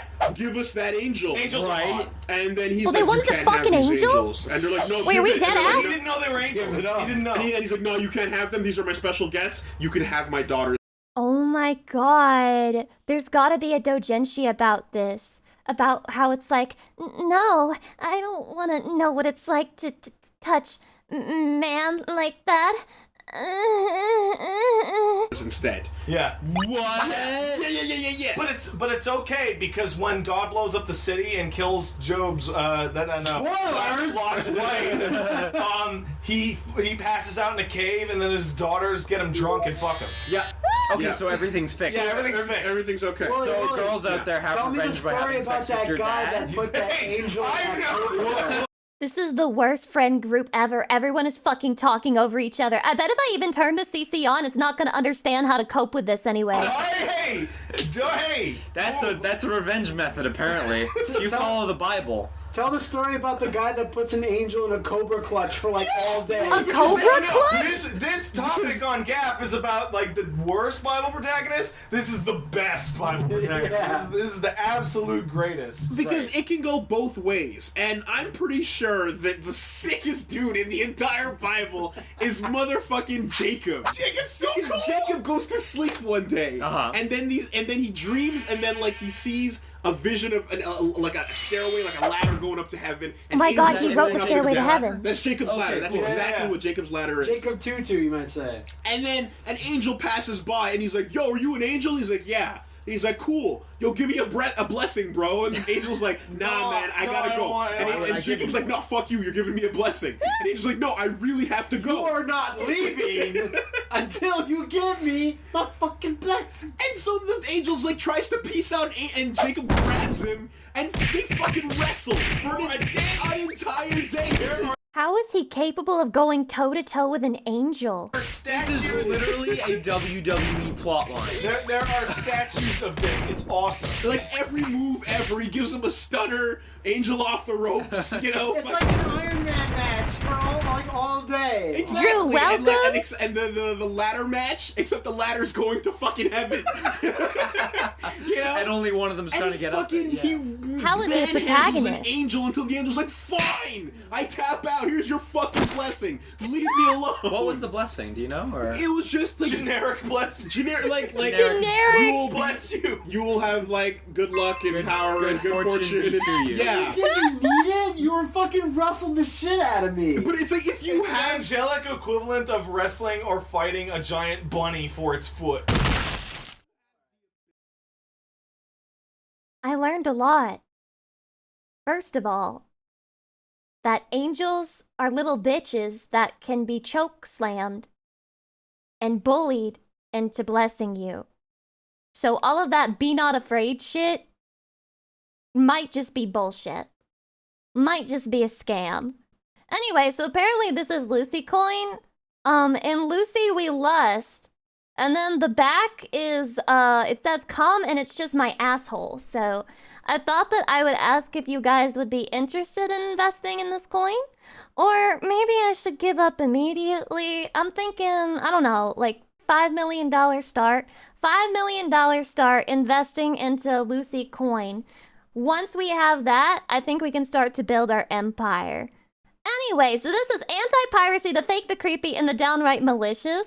I'm assuming this video is gonna be about the many different games that had like the anti-piracy shit, where like if they detect that it's not a legit copy, they'll just show you like a snuff film of Mario getting like DP'd by Bowser or something, as if that wouldn't encourage you to pirate it or whatever. But I know actually nothing about this, but the subject really interests me, so I wanted to watch it together. So, while doing my daily research for tech rules can be exhausting at times, it also leads to some pretty fun rabbit holes. Sometimes I'll come across strange occurrences or questions that I just can't let go of until I find the answers to them. Case in point, why is my SEO tool telling me that a giant portion of my viewers are suddenly really interested in Mario Party DS? And maybe they are.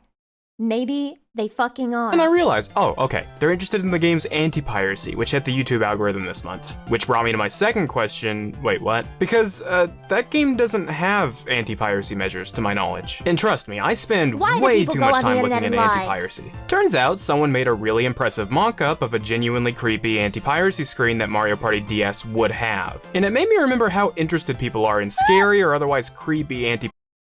Is this really that scary? I mean, I guess if you're a kid, piracy is no party. It is a serious crime to pirate video games. Please power off the system and report this stolen software immediately.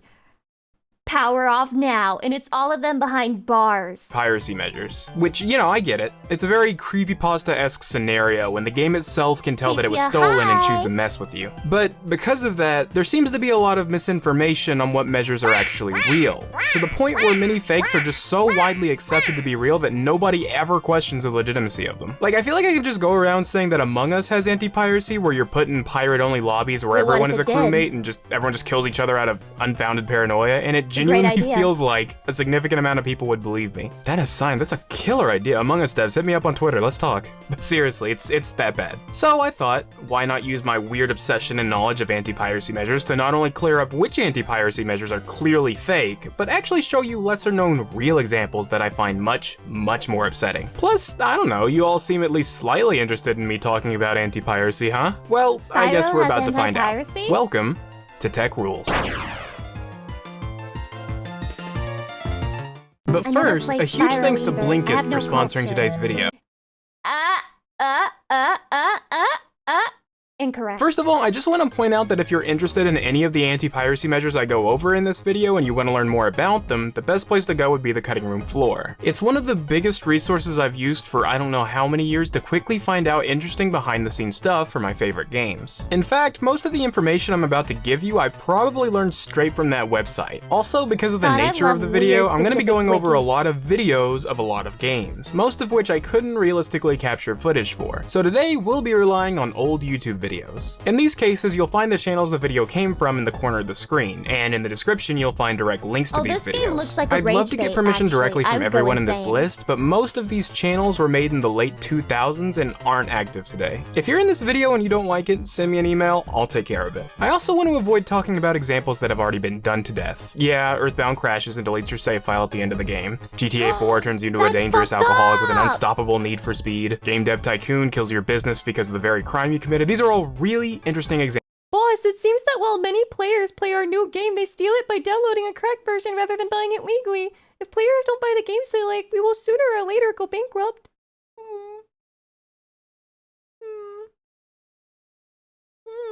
examples, but every YouTuber and their mother has talked about it, and I'd rather tell you about stuff that you've hopefully never heard of before. We're also not going to go over feelies because they're not terribly... No, I should probably talk about them really quickly. Essentially, back in the days of DOS, software anti-piracy measures were bare bones and oftentimes non-existent. Maybe it's ignorant of me to say this, but this is just my instinct. I don't think any good game has ever died because of piracy.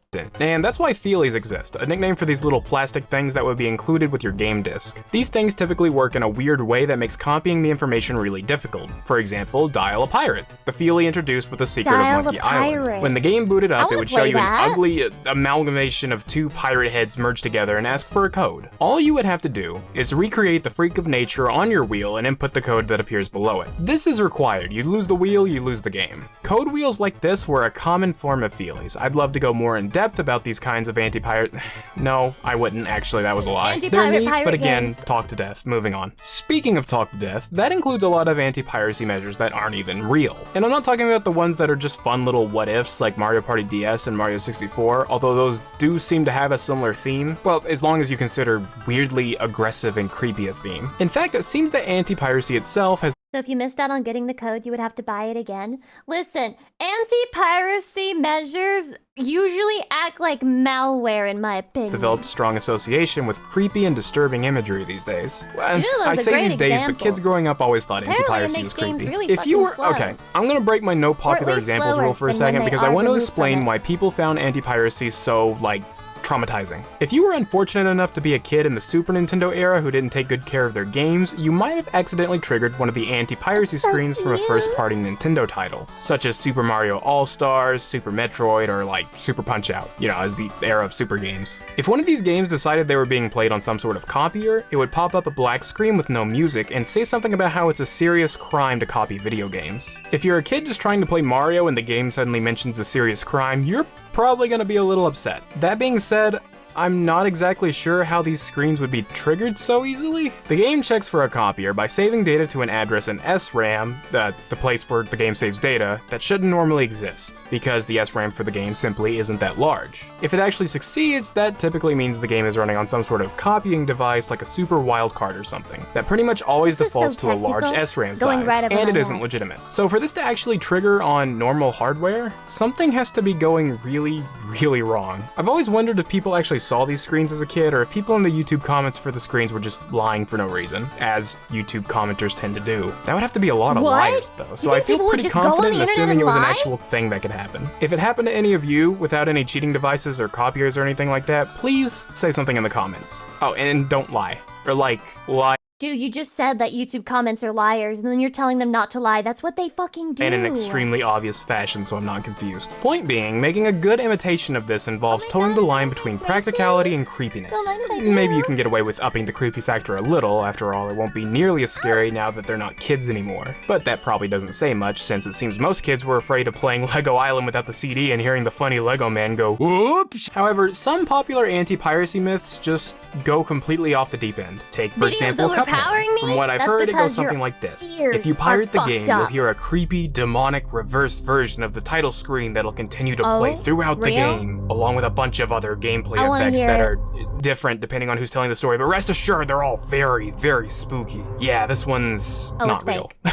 This myth got started because of the unused audio file that was silently introduced in one of the game's updates, it seems. Or it might have been there the entire time, I don't know. To the story's credit, it is the aforementioned reverse audio file with a bunch of weird noises in it. What's more, it's titled Muse Intro Don't Deal with Devil Vocal 666. And if you open it in a spectrogram tool, spectrogram, is that how you say it? You can see some really cool spectrograms it makes with the devil from the final boss fight. That being said, the story ends there. It's just a cool little thing they added in, and it seems the anti-piracy thing was a rumor that went too far. I'd typically just leave it there, but I know people are gonna be yelling at me like, no, Tech Rules, you just didn't look hard enough. How could you possibly, like, okay, first of all, Cuphead's DRM free, you can buy it on GOG. Second of all, if something like that existed, someone would have found a way to trigger it by now, but we don't have a way to trigger it because it's not real. Any video footage you find of it is also probably just a mock-up unless they specifically say how to trigger it. Oh, and another big one, Five Nights at Freddy's. You cannot forget that one. There are 1,000 different variations of this one, but the main one is that the gameplay is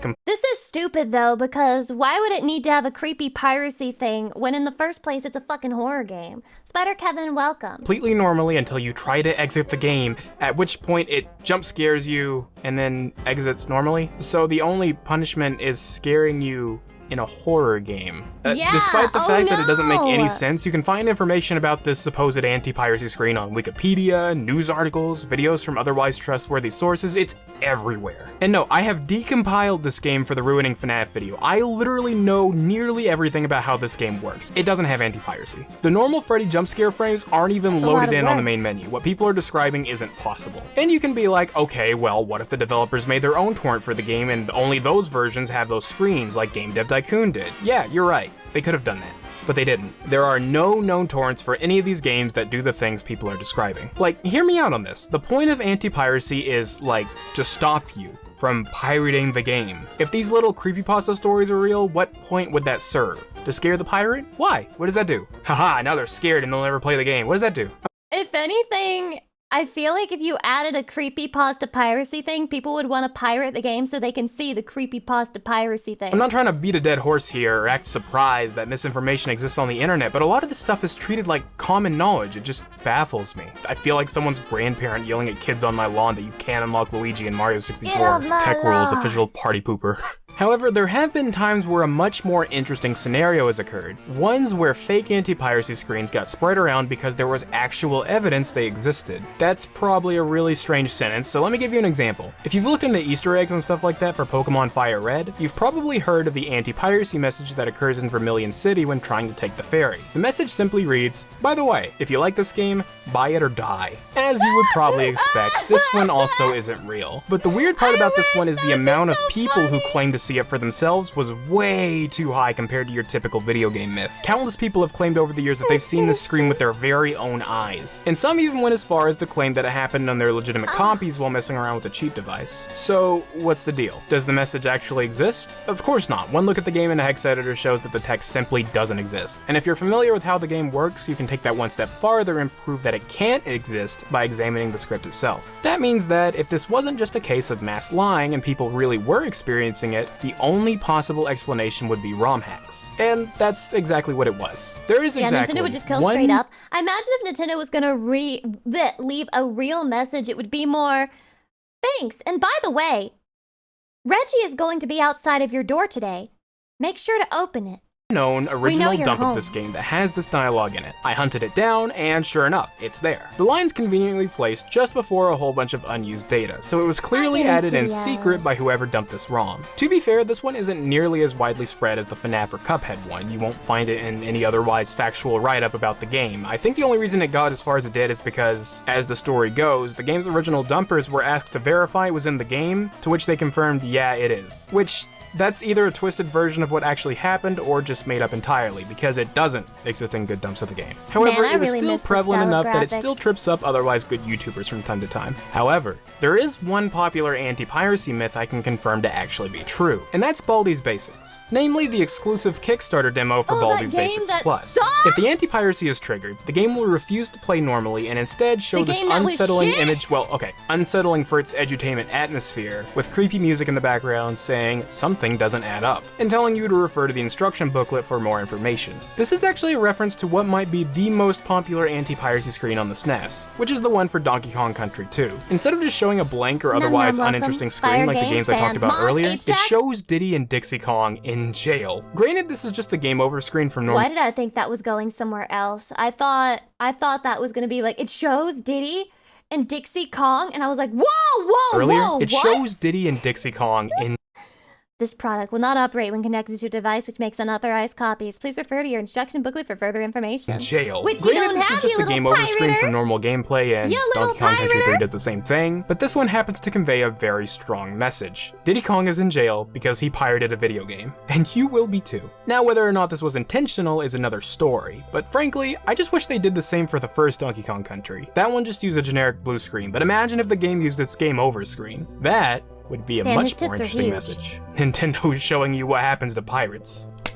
That might be the least intimidating noise I've ever made. Also, the Baldi's Basics Plus Anti-Piracy actually has a lot to it, so I might talk more about that in a dedicated video if that's what people want to see. But that's something for the future, because I feel like if I delay the FNAF 2 video much longer, people are gonna start getting a little violent. But I'm gonna be honest with you. Most implementations of anti-piracy aren't nearly as interesting as these. While some of them are funny, like the chicken thing I mentioned in a previous video, most of them are actually designed It's always the games that aren't worth paying for that will add an anti-piracy maneuver. to be indistinguishable Why? from a random crash or so subtle that you don't really notice it until it suddenly impedes game progress. This follows the same philosophy we talked about in the Spyro video. Anti-piracy only delays the inevitable, so tricking the scene into thinking they successfully cracked the game is a very effective method of buying just a bit more time. This also happens to be the philosophy used to counter bootlegs in the arcade era. Most arcade games would verify their integrity by comparing it to a checksum. A checksum, without going too in-depth for the sake of this video, just means it's generating a small string that would always be the same as long as the files stay the same. If the bootlegger changes the files, the checksum would be generated as something different than what it's supposed to be, and it would detect that something's up. Typically, the actual effects were just the same as your average anti-piracy, just crash or break in some subtle way, like Puyo Puyo Tsu. The bootleg detection would actually disable the sending of garbage in that game. Garbage is the one and only method of attack in Puyo, so disabling this just meant that both players would essentially play forever with no way to triumph over the other. But that's not just an anti-piracy thing, it's a data thing. Checksums are just really useful. And sometimes even I'm sorry, I was busy dealing with chat, like fucking 1v1ing me, so can you wait? Give me some grace. You just crash or break in some subtle way, like Puyo Puyo Tsu. The bootleg detection would actually disable the sending of garbage in that game. Garbage is the one and only method of attack in Puyo, so disabling this just meant that both players would essentially play forever with no way to triumph over the other. But that's not just an anti-piracy thing, it's a data thing. Checksums are just really useful. And sometimes even console games used it as some sort of anti-piracy check, a corruption check, even as an anti-cheating. This looks like the type of thing that you would get an advertisement in a mobile game for, and that they would play specifically really bad to like rage bait you into clicking it so that you can play it yourself and do it the right way. And then there's Indiana Jones: The Last Crusade for NES. The Taito version, not the Ubisoft version, because of course there are two games for the same movie on the same console. If the checksum doesn't match in that game, you get an otherwise unused screen of Indy saying, "You got a checksum error today," but that doesn't mean you have to like it. Which... What the hell? Okay. I mean, it does make the game unplayable, so I guess it could kind of be an anti-piracy or an anti-cheat thing or whatever. I don't know. It's weird. Don't quote a movie at me to tell me something's wrong. That's weird. Obi-Wan never told you it is a serious crime to copy video games. No, if you want an example of how your average anti-piracy mechanic actually looks, you can look no further than a large portion of the DS game library. See, the DS kind of had a piracy problem due to the existence of flashcards. They ran completely fine on an unmodified DS and could run whatever game you wanted from removable storage, such as micro SD. And since firmware upgrades weren't a thing on the DS, the only way to combat this was by implementing anti-piracy in the games themselves. Just to go over a few I remember: Bowser's Inside Story locked up at the file selection screen, Chrono Trigger locked up the first time you tried to time travel, Pokemon Black and White disabled EXP gain, Crystal Chronicles Ring of Fate would straight up Wait, disabling the XP gain? That's assuming that you can't win despite that. That's not even an anti-piracy measure, that's a challenge, that's a nuzlocke. Stop your gameplay after enough time with a little thanks for playing screen, and so on. Although if you're looking for something more significant, I can think of a couple that were pretty funny. There's Gyakuten Kenji 2, commonly localized as Ace Attorney Investigations 2. That one changed the language of the game to Borginian, a made-up language from the Ace Attorney series, and since that game's basically a visual novel, you're probably not gonna enjoy it too much. Oh, and Michael Jackson The Experience. It's a clone of the Oendon series of rhythm games, so music is a big part of it. But you won't get to hear the music if the anti-piracy kicks in, because the game will lock up and start playing these really loud. Of course, that doesn't mean it's always so boring. If you're looking for a real anti-piracy implementation that actually is supposed to be scary, might I show you a game called La Abadia del Crimen? Please don't make fun of me for how I pronounce that. I can barely speak English. This one used to be obscure, but less so now that it seems YouTubers finally found it and talked about it, which is great because this one's pretty creepy. Basically, at one point while playing a pirated version of the game, instead of the usual snippet of Ave Maria playing in the background, you'll hear this. Pirata, pirata, pirata, pirata, pirata, pirata, pirata, pirata. Once the audio clip is done, the screen will go black and the game will become unresponsive. Other than that though, I can't really think of any other anti-piracy measures that went out of their way to scare the player. Devs are trying to protect sales, not traumatize people. That being said, a very common trend with anti-piracy is unfortunately a different kind of scary. One where the anti-piracy program itself will crash, slow down, or otherwise damage your machine, although this typically happens because of careless and overly aggressive implementations rather than outright maliciousness. An example of this would probably be the old DRM implementation Star Force, although that's a whole topic for another day. But I can't think of one game that's sort of malicious called Robbie Reeby. I would love to tell you about this game, but I don't really know anything about it. No, I saw it at AGDQ once, and I remember the runner said that the game was fun, so it's probably fun. However, the big reason I'm familiar with it is because of a sort of hidden DLC it has. Many games on Steam and similar services have the game's DLC come with the base download, and you have to unlock it by purchasing it in the store. This is common in stuff like fighting games, where you have to have all the characters for online matches even if you don't own them. However, there are programs out there that manually unlock these kinds of DLC even if you don't own it, which is very common with Steam emulators used to easily pirate Steam games. That's why Robbie Reeby has a hidden, fake DLC that you can't buy, but an emulator might unlock it by default. And if it does, level 1 will begin by opening the game's Steam page in your browser. This wouldn't be so bad if it didn't happen every single frame. If your browser doesn't stop this from happening, you'll be flooded with web pages in seconds, and your computer will probably not handle it very well. However, looking back, I think my favorite anti-piracy screens from games weren't the ones that are scary or frustrating or even sneaky. It's the ones where someone, typically a developer of the game, just, talks to the player. Reminds them that they need the profit to continue making games, and saying that if you can't pay, help in other ways, like spreading the word or getting others to buy it. I don't know. That's what people who pirate usually do. Talk about the game to other people. It's like free-to-play players in a gacha. They help advertise. It's just nice that even with such a controversial topic, there are developers that just want to reach out and talk. I think I'll just end this video by showing you my current favorite anti-piracy measure of all. Also, I feel like people underestimate, especially today, how unwilling normies are to install something that isn't like directly purchased. They're scared of it. They think they're gonna get 5 million viruses on their computer if they don't do things like the perfectly okay, legally sanctioned way. They're too scared to not buy games. One that you may have seen actually. The anti-piracy dialogue from the rhythm game Just Shapes and Beats. But hopefully, this anti-piracy discussion was interesting to you in some way. Thanks for watching, and as always, I hope you keep an eye out for more tech rules. Downloading pirated games is stealing! Stealing is against the law! You wouldn't download a game, would you, Johnny? You wouldn't download a video game, would you? You're not fucked up and evil like that, are you? Much for me to think about. A lot to think about. I really want to know the Spyro one. Spyro Anti-Piracy. What the hell?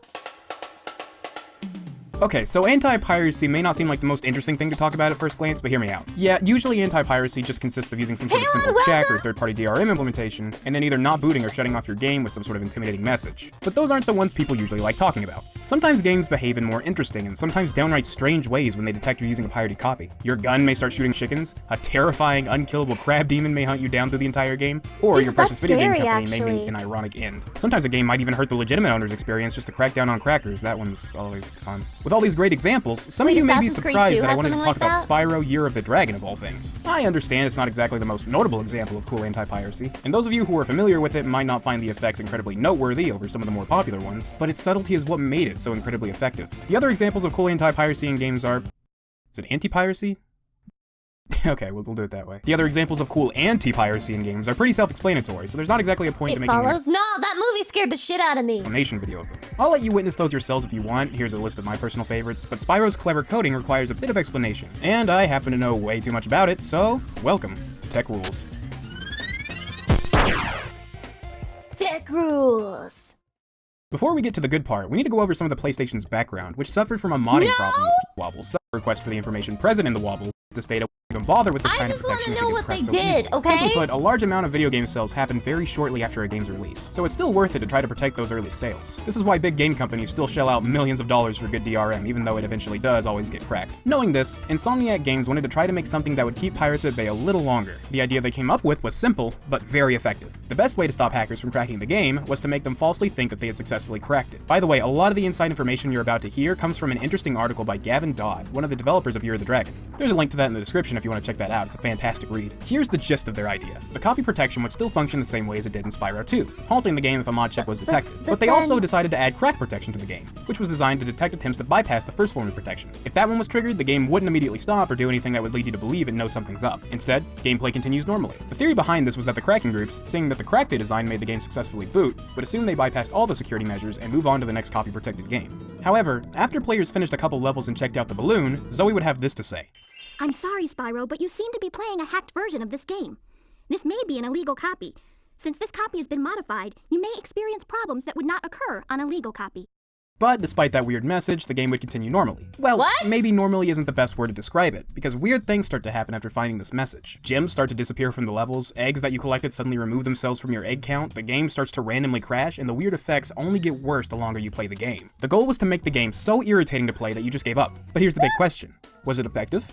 I would say yeah. Everything went according to plan, and Paradox, the group that attempted to crack the US version, released a crack shortly after release, which, sure enough, completely failed to remove the crack protection. Even after Paradox realized they had more work to do, they still had a huge amount of trouble actually finishing the crack. The code was incredibly obfuscated, with countless checks and then checks for those checks. Yeah, playing the game wasn't the only thing they made intentionally frustrating. It was apparently such a difficult feat that Paradox ended up taking around a month to finally crack the game. They even thanked the coders for giving them such a difficult challenge. So yeah, I would say that was a pretty successful plan. But I wanted to see exactly what happened when you played an incorrectly cracked copy of Year of the Dragon, so I found a crack online and tried it out. The experience was... Do you think there's like speed runs and challenge runs for finishing the cracked version of Spyro?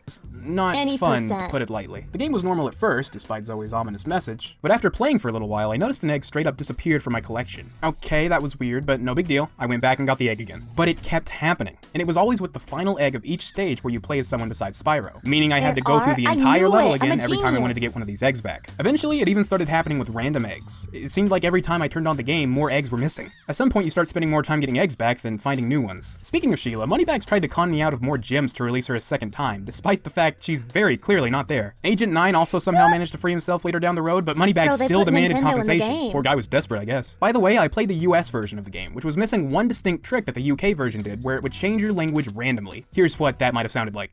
Mein taktischer Instinkt sagte mir, dass die Zauberin dich hier angreifen würde. Deshalb flog ich her, dir zu helfen. Meine Raketenwerfer scheinen nichts gegen diese Kreatur ausrichten zu können. Aber ich kann dir helfen, indem ich Munition freilasse.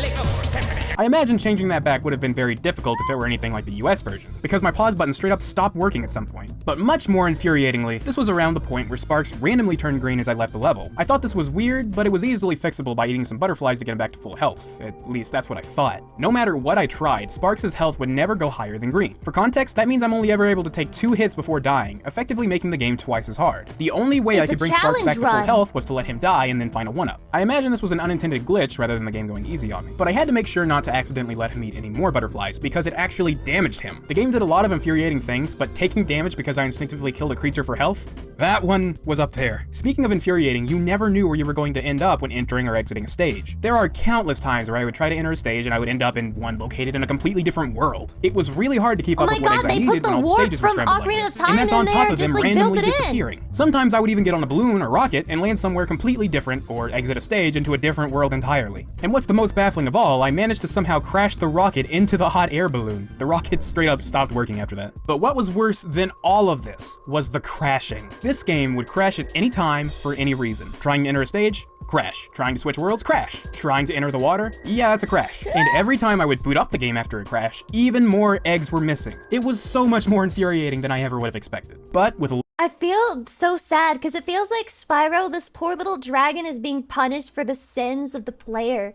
Look how miserable his face is. It's like all he does is suffer, and it's your fault. Little luck, I can say that it's 100% possible to struggle all the way to the final boss of the game, the Sorceress. I figured after all the torment the game put me through along the way, this would have been the easy part. Unfortunately, the boss fight in question contains the most evil trick of them all.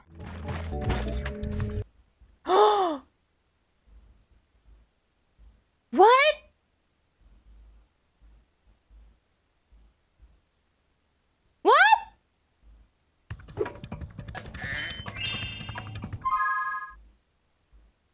In case it wasn't clear what just happened there, I immediately got booted out of the stage with no warning. This alone wasn't out of the ordinary for an incorrectly cracked copy. But the worst part of this is ending up in Sunrise Springs, looking in my egg collection, and finding that every single egg I had collected over the course of the game was gone. All the gems were gone. All the purchases were gone. The game had essentially cleared my save file. I would like to tell you what happens if you try to go through it all again, but I don't think I have the mental fortitude to go through all this again. Unfortunately, this is where my playthrough ends. So, did I have fun? It was fun at the start, but by the time I finished the game, I was more infuriated than anything. If I weren't playing the game for the show, I probably would have stopped shortly after the second or third world at the most. If someone were to play through this version of the game for fun, they would have a lot more willpower. Imagine you're poor as fuck and some guy says, hey, your kid wanted Spyro, right? I'll sell it to you for $5. And you're like, what? I thought it was retailing for way more. And they're like, no, trust me. I played it already. I don't want it anymore. You can have it. It's real cheap. And then they sell it to you. And then this is what your kid goes through. For the crime of being poor. Than me. Despite this, Gavin Dodd stated that, in the long run, they felt too much of the game was playable. To quote the article, if the protection had kicked in faster, perhaps the crackers would have realized sooner that they hadn't been successful with the first crack. But in the end, we were perhaps a little too cautious. We could have reduced the amount of the game that could be played with an incomplete crack. In the long run, though, it seems the developers thought their crack protection was a great... I remember reading the Ted Bundy files. I strongly remember him saying my experience playing Spyro as a child was formative for me. Great success, and to this day, I consider it one of the greatest examples of effective anti-piracy ever. Or anti-piracy, I'm still not very clear. Hey guys, thanks for watching the video, and thanks so much. Well, that certainly is one way to do it. This is another chat submission. Bayonetta is so great it lets you be a busty anime woman. Like, I fucking need to know about that.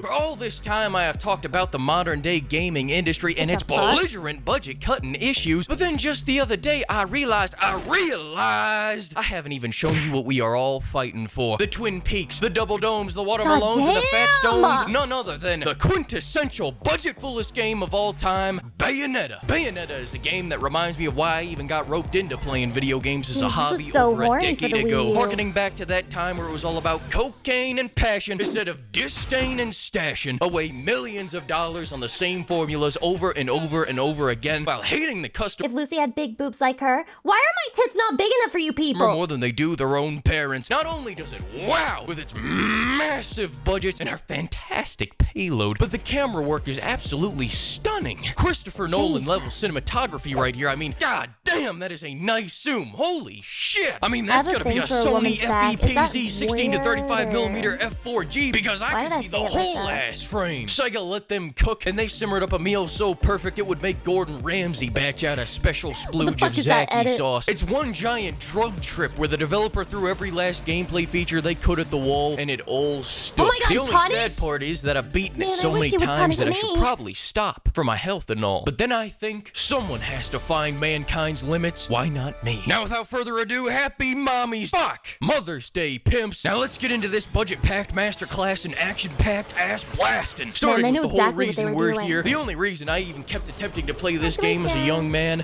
Bayonetta. Hot damn! Hot diggity damn even! This, you modern day AAA fucking fairies, is all I ask for. And before you say it, I know what I've said about the Brits in the past, but Bayonetta is one of the good ones. She's my #1 He sounds just like me. My top witch. She has budgets like a goddamn modern day Marvel movie, except unlike a modern day Marvel movie, she never disappoints. I'm telling you now, I have plans that I cannot share with you right now because the haters will sabotage me. I have plans that I cannot share with you right now because the haters will sabotage me. So let's just move on, and now I'll throw it over to JFJ for a detailed story breakdown while I collect myself. All right, JFJ, take it away. I want to fuck the shit out of Bayonetta. Is that all you— I want to fuck the shit out of Bayonetta!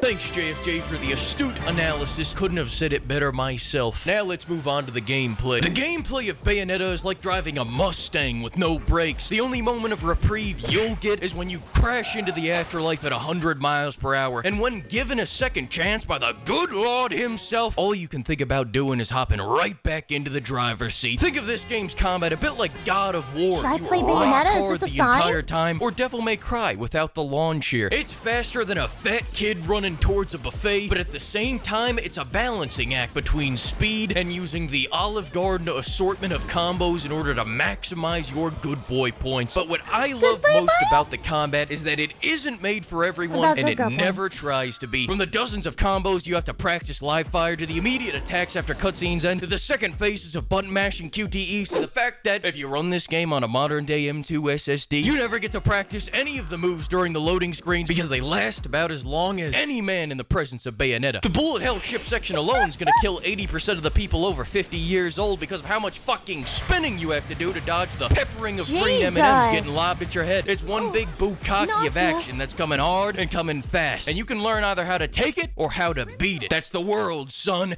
Chatty, what if we did a shake weight stream and like the stream was that I held the shake weight and then I just did a just chatting stream while holding the shake weight? Is this good? It's just the way it is. But when you do nail that flow and you do begin to assimilate with the game, there's this wormhole of time that you go into. This place between heaven and hell where time both expands and disappears, and all there is right here, right now. You, me, 2 handguns, 2 shotguns, and that ugly prick over there. It's paradise. Till perdition. Yes, then you get jolted no, not really, no. To a random quick time event barely because any you plot, thought you could so it really scratch is your just nuts like during the cutscene. Bayonetta's body, This that's is the a plot? game from 2009, the second worst era for mankind's thumbs, only behind when M1 Garands were standard military issue. So quit complaining and nut up. Remember, it's all in the wrist, baby. And that leads me to my next point. My god, these bosses had me teetering on the edge more than the fan service cutscenes. And you would think the giant titans would be the hardest ones to fight, and you would be fucking wrong, you moron. It's the human-sized demon people that fucking whiz all around the arena, piecing me up, that drive me up the wall. Like this guy right here, for example. Spoiler alert, by the way. This guy right here spams the same move. Oh my god, he looks like a pea, like not a penis, like a peak, a pea penis, a peacock. Well, I guess it's a penis. You know what I mean? It's a peacock. Move over and over and over again, like I'm fighting my 8-year-old self in a match of Street Fighter, fending off the rapid-fire shin kicks. Then you have 2 girls, 1 missile over here, lobbing this hunk of metal back and forth, driving my blood pressure so high I can feel my 3rd stroke coming on. But hear me now, and hear me good, because I'm gonna give you some advice from the streets. Calm yourself. Take concentrated thrusts towards your enemy, and remember that it's not about rapid-fire bunny rabbit actions. It's about well-timed, deep dodges that throw you into that bullet time so that you can follow it up by hitting them right in the magic C spot. Everything I know about Bayonetta comes from my brother Gunpire and also from Super Smash Brothers. And listen here now, alright? The first time you fight a boss, you're gonna be all full of piss and vinegar, but I want you to keep in mind that first time's always the fastest loss. I mean, it just blows by like that. So when it happens to you, just forget about it. The player rarely ever climaxes the boss on that first try, but you know what the player can do? He can keep trying, alright? Come back for round 2, for round 3. Lucy looks a little too excited. Jeez, I wonder why I'm excited. For round 4, you don't stop until you get that job done. Just make sure you're recharged between tries because you need time to harden back up. Why mentally. Does not This is her a game color? of She looks better in the endurance. black. Wait, that's a different character. She's way less sexy. That leads us back to cinematography. Now, I know I touched on this earlier, but this is a very important topic, so stick with me here, Pim. Oftentimes, people only think of movies when it comes to camera work, but Bayonetta proves that...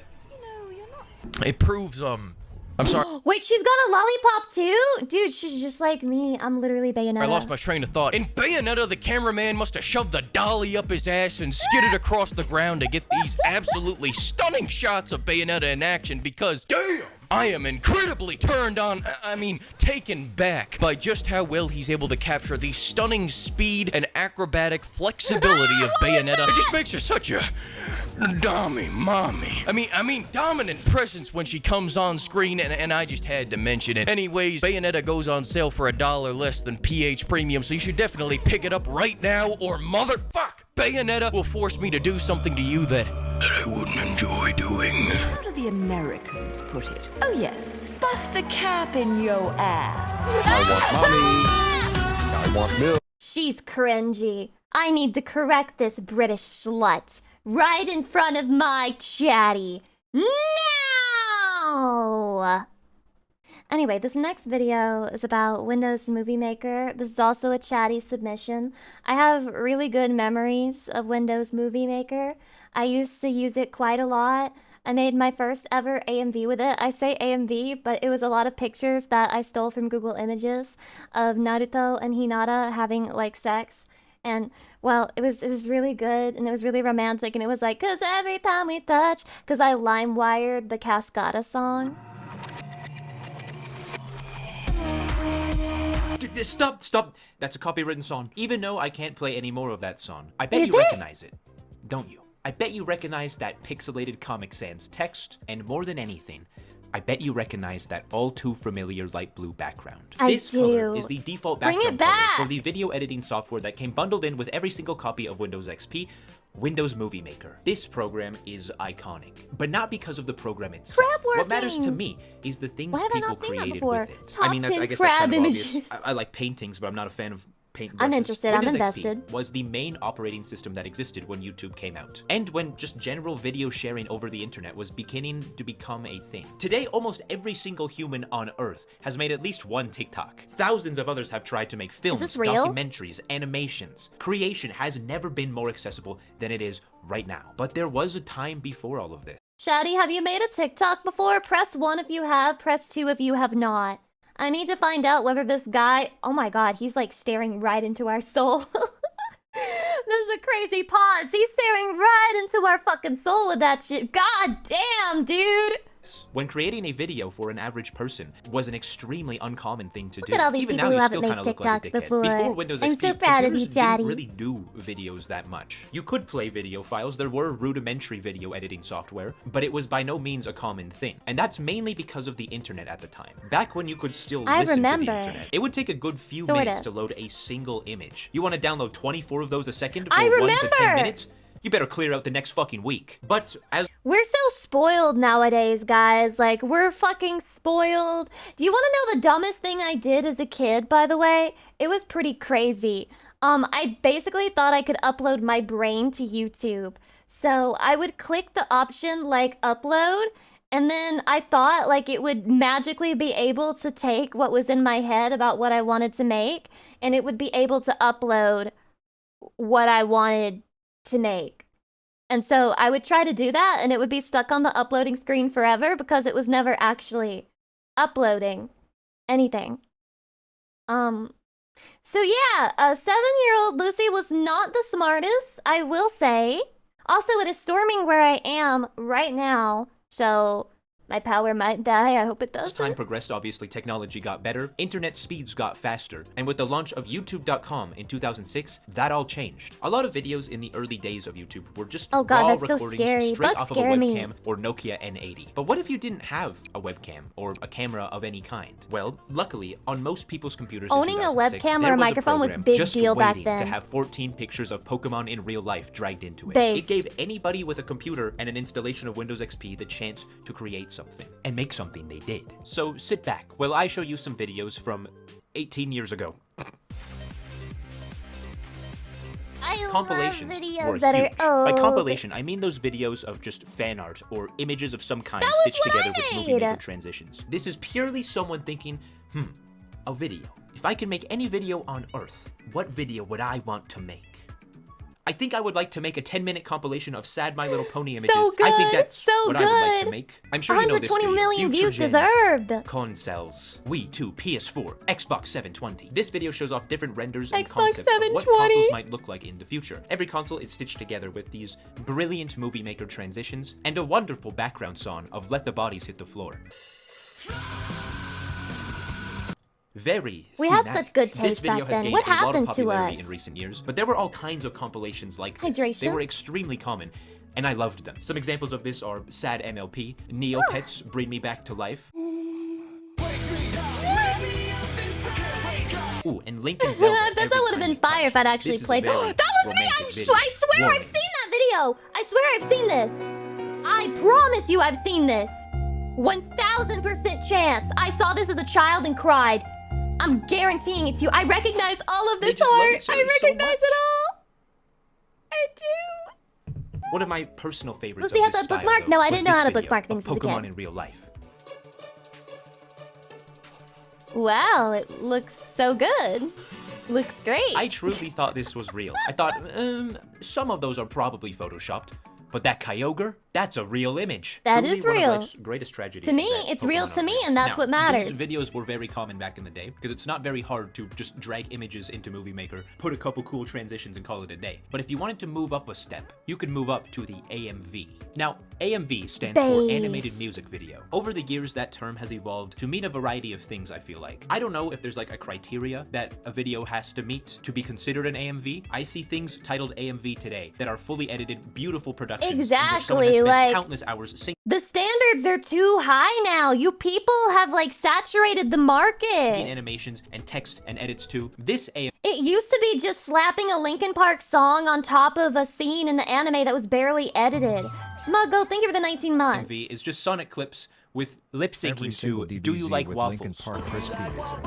Yeah, we like waffles. Do you like pancakes? Yeah, we like pancakes. Honestly, Do you like French toast? Yeah, we like French toast. Can't wait to have a mouth. Nowadays, someone has uploaded every clip, every scene from every single TV show or movie. But back then, that wasn't as much of a thing. I couldn't just look up my favorite Pokemon thanks for the 19 months. So to see a video where someone had gathered all of the coolest Ash fight moments from Pokemon, all synced up to "How Did We Get Here" by Paramore, that was some of the coolest shit I had ever seen at 9 years old. Nobody had ever done this yet.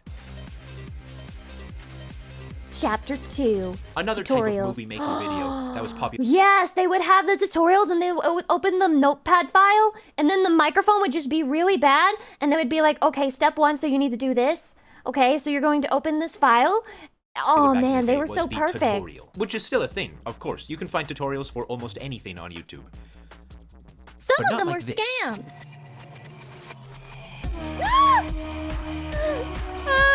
I'm sure you followed a few of these back in the day. Somebody recording their desktop in 480p with an unregistered copy of Hypercam, typing instructions one by one into Notepad in Comic Sans or Times New Roman, all whilst paralyzed by Finger 11 plays in the background. Cinema. It seems like such a fucked, barbaric way to learn information nowadays, but it got the job done. These weren't bad tutorials by any means. I learned a lot of my early computer knowledge back in the day from tutorials like these. I even have a distinct memory of genuinely trying to follow one of the many famous free membership hack more coins onto your Club Penguin account tutorials. Although I don't think I ever got one to work. I think I was stuck paying for it legitimately. Like a schmuck. Club Penguin was a huge part of this era, I feel like. Some of these Club Penguin tutorials, I used to look those up as a kid. I would be like, man, I really want to have some free currency in my favorite game, Mabinogi.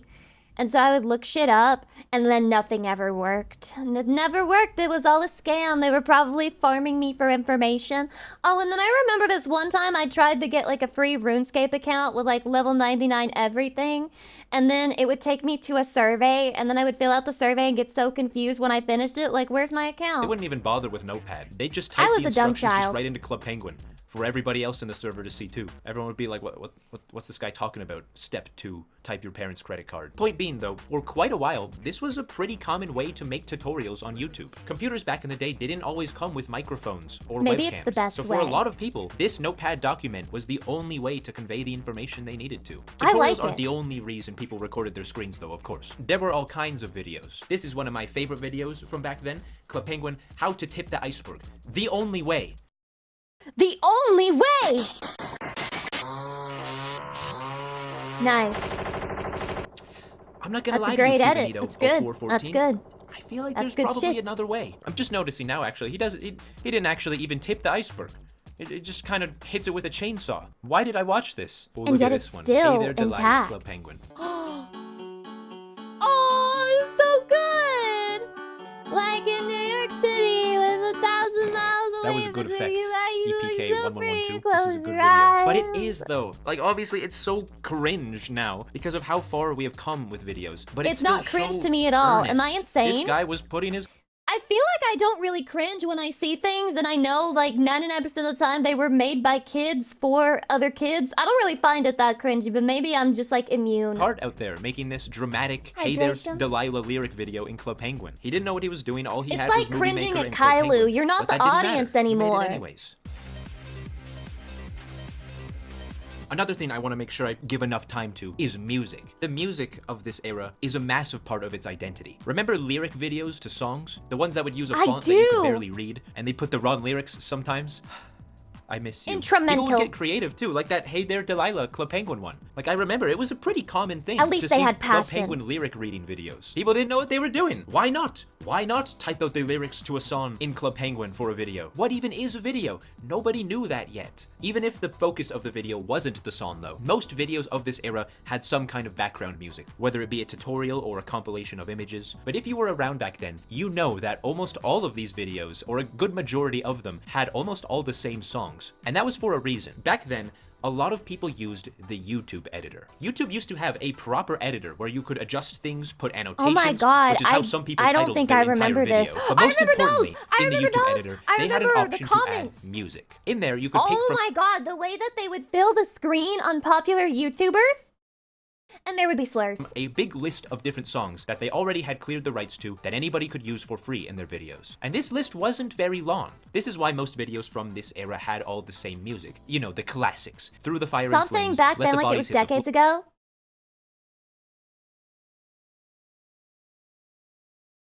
It is closer to being decades ago than 1 decade ago. I hate to tell you this. floor, paralyzed, but none even come close to this. If I had to pick a national anthem for YouTube, it would be without a doubt this song, and I don't think anyone has any arguments with that. Do you? Actually, I think it should be Jake Paul Every Day Bro. This song, along with a few others that I can't play in their entirety due to copyright, but you could probably still recognize the first few seconds. I was in college when YouTube got hacked in 2009. It got hacked? I don't remember that. I don't remember. These songs, nowadays, everybody loves them because they represent their childhood and this era of YouTube. But people forget that back then, everybody hated these. Not because they were bad songs, but because people were just sick of them. Almost every second video you saw used one of these 4 songs, it felt like. And that's due to one thing that I found kind of interesting. The creator of these songs is Alexander Pearls, but when these songs were released under the name 009 Sound System. The list of songs in the YouTube editor back then, by default, He was ashamed. sorted the list of songs alphabetically. So all of the 009 Sound System songs went right to the top. But I'm sure people picked whatever song they liked most. Surely no one would be too lazy to just pick quite literally the very first one, right?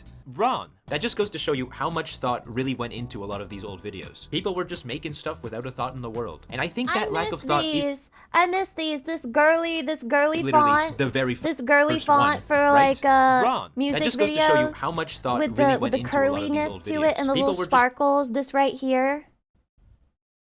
Oh man, it brings things back. Making stuff without a thought in the world. And I think that lack of thought Like is a also kind of what makes G6. them so charming. These aren't Got masterfully me feeling crafted so videos fly designed like to a hit the algorithm and G6. maximize watch time. These aren't even efforts to make anything particularly good. These videos are purely just that people video's fucking around, playing with this new internet medium purely for the fun of it. We make fun of them now, and for good reason, but truly, these are probably some of the most Don't passion-filled defend videos bullies. on the entirety of YouTube. But all things must come to an end. As time progressed, I got older, and so did YouTube, and so did the videos that were uploaded to it. The idea of what a YouTube video is became more established. People got better webcams, better microphones, better cameras, better editing software. Windows it Movie still Maker, had the soul whole reason for this at video, first. eventually got phased out, being turned into Windows Live Movie Maker, which still a lot of people used, myself included. But I don't know, there's just something so iconic about the original Movie Maker that I just can't take from my heart. And I'm not the only one. People use the iconic Movie Maker fonts and styles and colors in a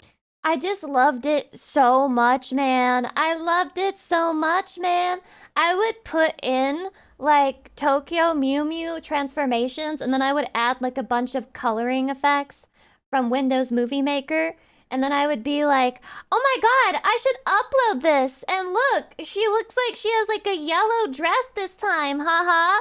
Never mind the fact that her skin is also a sickly, disgusting, extremely posturized, where you can see every pixel because the saturation is turned up to 100. Never forget that. But like, isn't the dress so A cute? nostalgic, ironic way today all the time. People reminisce and make videos about these Zero older views, compilations Fuck you. all the time. In I this could have current been culture famous. of TikTok virality, optimizing every second and cut to keep engagement, it's just kind of refreshing to look back. But what do I know? I'm just some kid who grew up with all of this. I definitely have a huge nostalgic tie to it all. Maybe none of it mattered, but I don't think it's as simple as that. I think there truly is something innately What is that in charming his and just chair? genuine about these old videos that I just love so much. But what do you think? Were you around back in these days? What was a video from then that you really loved or made? Please let me know in the Puffles? comments. I genuinely love hearing about any memories you that? might have. Thank you so much for watching. I'm sorry it's been a month again. Leave a like if you want, or dislike it if you hate me. Press subscribe if you want. You don't have to. I know it's kind of hard if you're like on a TV. Nice video of nostalgia, reminding me of how things used to be. What a time it truly was. I will never forget.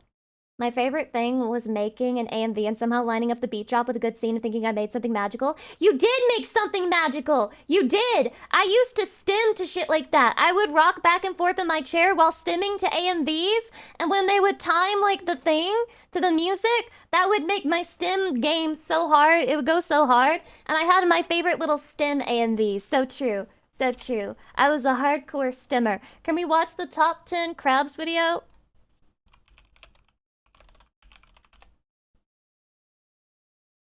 I don't think this is what you're looking for. Top 5 crab. Hello guys. Today we have a list of top 5 crabs. Número 5. Crab free.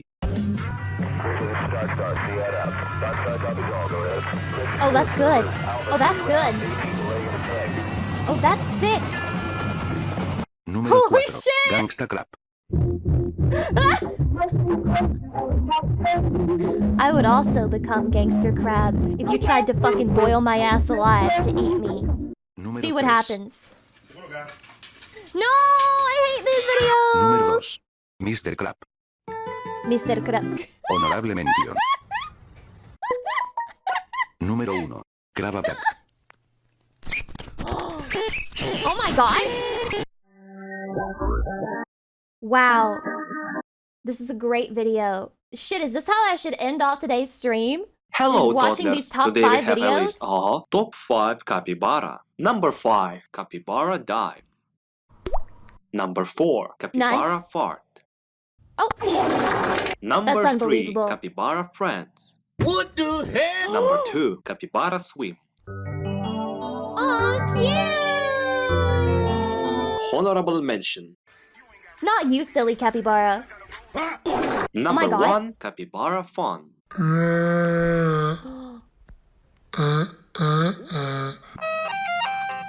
When you try to vor the capybara, this video is unavailable. We've gone to a dark side of YouTube, man. We've gone to a dark side. We're reaching unavailable videos and shit. Like, that's how far we've gone. We gotta go back. We gotta take a step back. I've I've fallen into a rabbit hole I don't know if I'll be able to get out of. Okay, well, this was the last video I had planned for today. I hope we're able to get through it, and then I don't get yeeted by lightning. That would be nice. RP or YouTube recommend? No, guys. My YouTube recommend is fine. I have it perfectly curated. I want the top 5 cat video, top 5 owl video, top 5 drop bear video, top 5 Barney the dinosaur moments. I want them. I want those recommendations. That's much better, in my opinion, than doom scrolling like I usually do. A slice of life anime called Kaneki came out. Oh my god, it's too fast. I did this to 2 years myself. I later, did a this man to who worked on it myself. was found dead. And for a while, this incident What was the a mystery. fuck? Hold on. Everyone, let's go back. In 2008, a slice of life anime called Kaneki came out. 2 years later, a man who worked on it The was sky found is dead. angry. And for a while, this incident was a mystery. The big question being whether he did it himself or whether it was staged. It would take the government 4 years to finish their investigation. That after he'd worked 600 hours with no paid overtime in a week where he couldn't even go home, the man had ended his life, working for one of the most famous anime studios in Japan, which got off completely scot-free. In order to know what's even worse, how much coverage do you think this got, given how popular anime is? The lines are like 5 hours. Earthquake, we're all fucking I assume a lot. None. It was like it never happened. And in my quest to find out the answer to one simple question, I unearthed the dark truth that anime would rather you not know. That behind the cute girls running around on your screen is a war that has been raging since before World War II, entangling in it some of... It is true. Behind me, there is a mentally ill girl, waging war against every non-American country. It may sound like a joke, but I guess with the way things currently are going, that's actually quite close to the truth. The most famous Japanese people in history, from the seats of power in the Japanese government all the way across the ocean to the doorsteps of Walt Disney. A war that has consumed countless numbers of innocent lives and dreams as people fight to just be treated like human beings. Hijacked by companies exploiting the fallout of anime's god, dooming it. I've heard that a lot of animation companies are really dystopic in the sense that, like, they work really hard for very low minimum pay. All to slowly fall apart at the seams. But the worst part is, you've been staring at the truth for years. It's just been one click away. One click away. In January 2019, a new horror This anime was such a disappointment. featuring a group of orphans being raised to slaughter. The Promised Neverland quickly became the most popular of the season. Every man, woman, and child was talking about it. The story, the characters, the atmosphere, everything was phenomenal. So when The Promised Neverland Season 2 was announced in early 2021, anime fans expected nothing less than an epic sequel to the story that shook the winter of 2019. But that's not what they got. I just finished watching episode 6 of Promised Neverland Season 2, and it is the most abominable, putrid pile of dog shit I've ever seen. The second season of The Promised Neverland was bad. Like, really bad. And what The happened Promised in that second Neverland season quickly situation became is one of the biggest crazy. mysteries of 2021. How did such a popular series suddenly turn into such a dumpster fire? Was the animation studio just inept? Was it higher up corporate pressure? Was the manga artist pulling the strings? Nobody knew, and virtually nothing was said about it. Overshadowed by the other two series Studio Cloverworks made in 2021, The Promised Neverland Season 2 was seemingly thrown out the window as if the entire series was a failure. As if the first season wasn't a mega popular success. As if the studio was in debt or something. As fans were finishing up Demon Slayer and Attack on Titan Season 3, Cloverworks would reveal something odd. After having produced not only The Promised Neverland, but also Darling in the Franxx and Bunny Girl Senpai in the same fiscal year, the studio had made no profit. In fact, they were 7 million yen in the hole. And they were lucky, because as the anime industry reported that it grew to a market cap of 2 trillion yen, industry surveys reported that the back end of the anime industry was actually in a crisis. 40% of all studios in debt, the industry shrinking by 5%, anime numbers collapsing for 4 years straight, and what seemed like an endless stream of employee horror stories. It was so bad that some reports even predicted the industry's imminent collapse, something that anime had actually done to itself. In the 1960s, the manga and anime industry got into a civil war. Specifically, this man, godfather of manga Osamu Tezuka, thought Japan's biggest animation studio was a load of shit. And Toei thought Tezuka was a massive bitch. Feeling like he had no control over his story and the production process, Tezuka decided to build his own anime studio from the fortune he made and take the direction of anime into his own hands, eventually arriving at his crown jewel, an anime adaptation of his manga masterpiece, Astro Boy. Now with an anime on his hands, all you had to do was bid for a slot in the air, which unbeknownst to Tezuka meant that he had to outbid the one and only Disney. You check with the government and see if they needed any money lately? Faced with the challenge of having to financially outbid Disney in order to air his anime to the public, Tezuka realized something important. He might not have been as rich as Disney, but he had bigger balls. And so he decided to take the age-old financial advice of, if you can't buy it, then go into debt for it. A lot of debt for it. Oh, don't worry about how you're gonna pay it. Luckily, since Astro Boy was already popular in Japan and Tezuka decided to push for the unheard of rate of an episode a week, Tezuka managed to turn his smart financial decision into billions of dollars of profit through the power of marketing and merchandise. Oh my God, Faced with that's that so amount of base. money, other animation studios quickly conformed to this weekly schedule. Using Tezuka. Don't worry, guys. Just go into debt. You'll be successful, just like the Astro Boy creator. Because refined techniques to kind of cheat the animation process and make it easier to upload every week, and sending Tezuka to the god of anime, as well as manga. It's a spicy title. There's only one problem though. Astro Boy looks like this. That night, at the Institute of Science, modern anime looks This was like hardcore. Okay. That weekly upload schedule has not changed. In addition, not every animation studio could just go into hilarious amounts of debt. And while TV stations and the government could initially make up that shortfall, by the time Neon Genesis Evangelion rolled around, anime was just getting way too expensive. And with Japan's economic miracle about to explode in the country's face, the decision was made to implement a relatively unknown funding strategy that had in it a slow, creeping death. That explains how animators can barely afford food while their creations go on to rake in billions of dollars of profit, and being nearly impossible to escape from. But the worst part is, you already know what it is. I live for 10 months on $140 a month?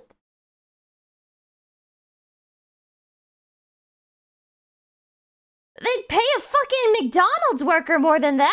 Anime involving a group of high school girls who make a band called the Sakurako Keonbu. It's a pretty cute show, but when I watched it for the first time, I found something really off. Besides the fact that Mio overrated, Ritsu best girl, in the opening of every episode, an inexplicable blurb of text would appear on screen without fail that made me question my sanity. Here, you don't need to eat, just make anime. Their diet must have literally been nothing but cup ramen and their own tears. There. The show about the fictional Sakurako Keonbu was produced by the Sakurako Keonbu. And once I saw that, it was like the floodgates had opened. Nier Automata, Land of the Lustrous, Anohana, even The Promised Neverland. Nearly every single anime had this weird little text at the end, and then some just didn't include it. And with how anime credits are structured, the most important people came at the end. So what was more important than the animation studio, the anime director, and even the original author? Remember when I brought up Astro Boy and Chainsaw Man? Forgot to give you the tier 3 and 8 months, I appreciate it. These two anyways? More colors? Go high. More detail? More good stuff? I mean, okay, this picture probably took longer to draw, but aren't animation studios made up of artists? Just throw a few on there and it would take like an hour, right? It can't be that, oh my god. That's where the problem is. Not only is there like a million frames in a single anime episode, there's 2D art, 3D art, special effects, voice actors, music, people who plan, stage, direct, scriptwrite, edit, manage the whole operation. Whether it's so employees know what's going on or keeping character models consistent so a character doesn't suddenly become a different race the next time you see them, the anime production process is ginormous. So with all these people running around and busting their asses to make your favorite anime, let me ask you a question. Who's gonna pay all? 7% here, loss of 37 points or so. Apple shares are just getting hammered. Making anime is like entering the stock market. Freaked out, waiting to see how low will go. When you buy a company's stock, you're technically buying an ownership in the company, which means that you technically have power over what the company does. But come on, what are you going to do with your 0.1 shares of Apple? And we all know due diligence is a myth. Now, okay, forget about all that bullshit. What's the real reason you invest in the stock market? Money. And that, my friends, is what Neon Genesis Evangelion did to anime. It turned the entire thing into the stock market, which means that, yeah, a few girls and a guy with mental health issues have made it so that you could own a portion of your favorite anime and even make money off of it if it does well. Isn't that great? You can't, because the only people allowed to enter the anime market are people who can pull a Tezuka and spin an anime into $1 billion of profit, which nowadays means you have to be a corporation. And with each anime being infinitely more complicated than the last and production values skyrocketing. This is why life sucks. I would be into stocks and bets and Wall Street shit if I could invest in anime. With little to stop them, more and more bigger and bigger corporations are being called on to invest in the anime that you watch. Which means all these companies are fighting over how they want the anime to go, making the entire process an expensive bureaucratic nightmare. Wait, hold up a second. If production values are going up, then why are 40% of all anime studios in debt? Shouldn't the production committee raise enough money to cover the wages and the production? Well, let me introduce you to one man. Is anime gonna die? Just this once. PewDiePie. You remember that time Felix was waging a sub battle against T-Series? Well, number-wise, he lost. Spoiler alert. But does anyone actually care? It wasn't like after the dust settled, everyone thought he was a massive loser and unsubscribed. This, incidentally, is how Japanese companies work. Replace a few labels on the graph, and suddenly you have Japanese intercorporate culture, or something like that. Since production committees are made up of companies coming from various industries, if two companies come from the same industry, say body pillows, there will inevitably be one company that outsells the other, aka a winner and a loser.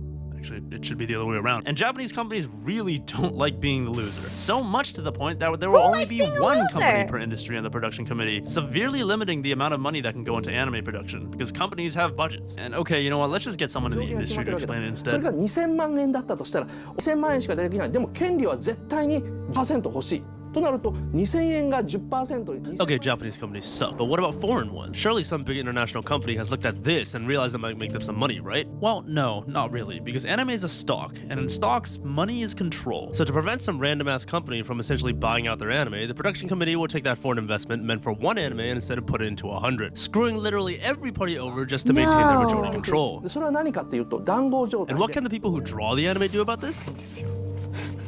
No. Is that Because most communism of the for time, anime? they're not even on the committee. And even if they are, they don't have enough ownership to force the committee to raise more money. So they're put into a very pleasant position of having to make anime with pretty much no money. And they do make an anime because they signed a contract that says they have to. And once that anemically funded anime goes out, the production committee turns around and says, oh, wow, you made this anime with no money? Clearly you're capable, so why don't we do it again? This is what the Sakura Kokeonbu actually is. The production committee. Who doesn't value anime for your petty little reasons like laughs, tears, or childhood memories, but as a means to one single end, to make as much money as possible. But hold on a minute, let's not jump to conclusions here. Production committees are kind of scummy, but it's not like they're all evil mustache twirling villains. これはまあ良し悪しなんだけど、今日はあえていいもの悪者っていうのを設定して話してみ And unfortunately, the service they provide is kind of necessary. I mean, how many studios can you think of that can cough up the multiple hundreds of thousands of dollars that it costs to just produce one episode of anime, let alone the millions it takes to produce an entire season? And don't forget, these anime that you watch, they're all a product of survivorship bias. These actually survived the process. Imagine the 90 This makes it even funnier when you recognize an anime as being shit and then you have to remind yourself that millions were spent in the process of creating it. 90% of anime that get all this funding just to never be released, which will put studios into multiple millions of dollars of debt. These anime studios need money to survive, and the production committee does that for them, even if it's really shit. They raise the money and allocate it to revenue stream. The anime, the merch, the t-shirts, the body pillows. It's just ironic that out of all of these streams of income, the least profitable part of it is the anime itself. Hello, everybody. My name is. How do you think YouTubers make money? Discounting all the merch, sponsorships, and all the other stuff. The main way any YouTuber makes money off YouTube itself is ads. Sorry about that. Advertisers want to make a lot of money by selling a lot of stuff to a lot of people, which means they'll pay more for ads to either reach a lot of people or the really rich people, or both. Which is anime's issue. Because the time anime is aired on TV in Japan is not really conducive to advertisers. With the waking hours being taken up by shows that are aimed at an audience that usually doesn't have any money, and the shows that are actually aimed at people who have money are aired at a time when most of them are asleep. Which means advertisers won't pay that much unless it's an uber popular anime like Demon Slayer. So if anime doesn't make that much money, then what does? So I'm waiting in line to get the figures. They've gone to get the figures. This man in front of me literally just spent about $6 grand on $10,000. $10,000. $10,000. $10,000. Just like how Tezuka put his bets on the power of otaku, so do modern production committees, who invest the majority of their money not into making the anime, but getting the word out about the anime and making all the merch that anime fans gobble up, which through a strange turn of events has resulted in this. Do you notice something wrong? Why is this DVD so expensive? The price of anime DVDs have always looked kind of ridiculous to me. You want me to pay almost $50 for a part of a season of an anime? Dude, I remember buying the Lucky Star DVD set for the English dub version, and it was really expensive. It was like $80, and that was back then, like in the 2000s. But it came with a cute little poster, and it came with a shirt, so I'm happy. One of my best verified online ever. streaming sites. And beyond that, people don't buy DVDs anymore, right? Sweet, because I have a lot. I have a few hundred. Well, as it turns out, people still do. And in fact, anime DVDs are like this MacBook Pro stand, a luxury item, overpriced because the profit made from the people buying is enough to outweigh all the lost profit from the people who don't. $1,000 is in fact, in the good old insane. days, anime DVDs used to make so much Mac profit that users it's deserve it, though. If you're a before. Mac user, you get what you Spoiler get. alert, those good old days are over. Because nowadays, most anime is watched through streaming services like Crunchyroll and Netflix, and the committee requires pay a few $1,000s minimum per anime episode in an attempt to recoup production costs. An attempt that's usually completely hopeless. Because did I mention that anime is getting so expensive that entire production committees are going into debt? Which lends itself to the unfortunate realization that, yeah, your life is probably worth less than Oreimo or El Manga Sensei is worth to the production committee. Because just like the money raised for anime came through them first, the money profited from anime goes through the committee first as well. Because they are the ones that technically own the anime. Because anime is a stock, and only the owners of that stock get to reap the profit of it. Besides, the creators involved in the project already got paid up front, not our problem if they went over budget. Which means even if an anime is a big hit, sometimes the anime studio doesn't get a single penny. Knowing all this would explain why, even though the anime production industry has been collapsing inwards for a few years, anime and the anime distribution industry have reached all-time highs because they're either paid on their own terms or through being on the production committee, not starved of money and also getting the profits last, which makes anime studios mass outsourcing work to lower wage countries like China or the Philippines seem a lot more reasonable. Well, it would be more reasonable if it made everyone's life easier, but it doesn't. Because now with workers spread out all over the world, it becomes increasingly more difficult to coordinate this ginormous border-transcending system to match the week-on-week deadlines that someone decided the anime industry should move at. Because at the end of the day, give a studio all the money they want, but it's never gonna matter. You either die the hero or live long enough to see yourself become the villain. The final season of Attack on Titan is kind of a joke. Hi, Chunky Delays on top of Alex. delays have turned the finale of Isayama's story into perhaps the only real-life example of an infinite fractal. And for a series where the final season was handed off from the incumbent Wit Studios Attack to on Titan Mappa can't be solely that because fucking Wit was good, having can some it? behind-the-scenes chaos, it's just, how? No, like, I'm serious, how? How do anime studios who outsource work in these massive amounts have these kinds of production issues? Especially when the employees are working so many hours that is being compared to literal slavery. 37 consecutive days If you without were a freelance holidays. animator working on some no-name anime, would you keep working at these amazing wage rates? What about like twice over? Thrice over? How about 10 times over? No, I'm being completely serious. Not only is VA and sound work done before the animation is completed, meaning studios have to rush out a rough draft for the VAs before then going back and then remaking everything for real, if you look closer at the production system chart that was somehow legibly translated from a 240p picture, you realize that the vast majority of the blocks Thing is, here the are ending was so literally bad just they rewrote it checking for if the things anime. are done right and then redoing them over and over I again. knew which, I was even though valid, it works, never pisses watching off Attack on literally Titan in everyone full. involved in making an anime. Whether it's the Okay, sorry, I'm interrupting the video, but yeah, I fucking watched the first season of Attack on Titan, and then I was waiting for the second season, and while waiting for the second season, I realized I didn't care, because I tried reading the manga, and people were dying that I didn't think should be dying, and I was like, you know what? If I get invested in this, I'm just gonna make myself upset. And so I dropped it. I watched the first season, and that's it. And then I don't know what happened to Eren. I don't know why everybody hates him. I don't know why everybody calls him a cuck. None of my business, you know? I don't live in that world over anymore. again. Which, even though it works, pisses off literally everyone involved in making an anime. Whether it's the higher-ups, the entry-level workers, the production committee, or even the audience. Forced to watch as the system hemorrhages time away as it's stuck looping the same track over and over and over again, creating an uncontrollable crisis that forces more and more employees to work longer and longer hours to make up for all the time wasted away I were until Astolfo, inevitably someone, somewhere, reaches their breaking I would be bigger than Asmongold. In 2019, a Madhouse employee sued the company after working nearly 400 hours of unpaid overtime in 1 month, doing the very important job of coordinating this ginormous mess. After having to drive around all night and day in a company car delivering materials to studio employees, the consequences of this broken system finally caused him to collapse on the street as he returned home at 7 a.m. But come on, is it really that surprising? I mean, the most obvious consequence of having such a huge production system is that there are so many points of failure. That's so bad. Anywhere. Whether it's because the director overslept, the animator got an injury, or some outsourced person is late on delivery, one delay cascades down the entire system, causing everything behind it to get even further behind. The worst part is, the anime industry kind of brought this one on themselves too. With nearly every studio being in Tokyo and pay rates being not so great, many employees are forced to work on multiple jobs, in multiple projects, sometimes in multiple companies. This set of circumstances means that every single time an anime upload deadline rolls around, that there's an ungodly crunch hour, where employees are trying to make up for so much lost time that they can't eat, or sleep, or even go home. Because it's not like episodes are worked on one by one, they're worked on in batches of 3 or 4, which I want to go home and sleep at night. I want to eat rice properly. I would like to have Sundays off. No, it doesn't have to be Sunday, so I'd like to have at least one day off a week.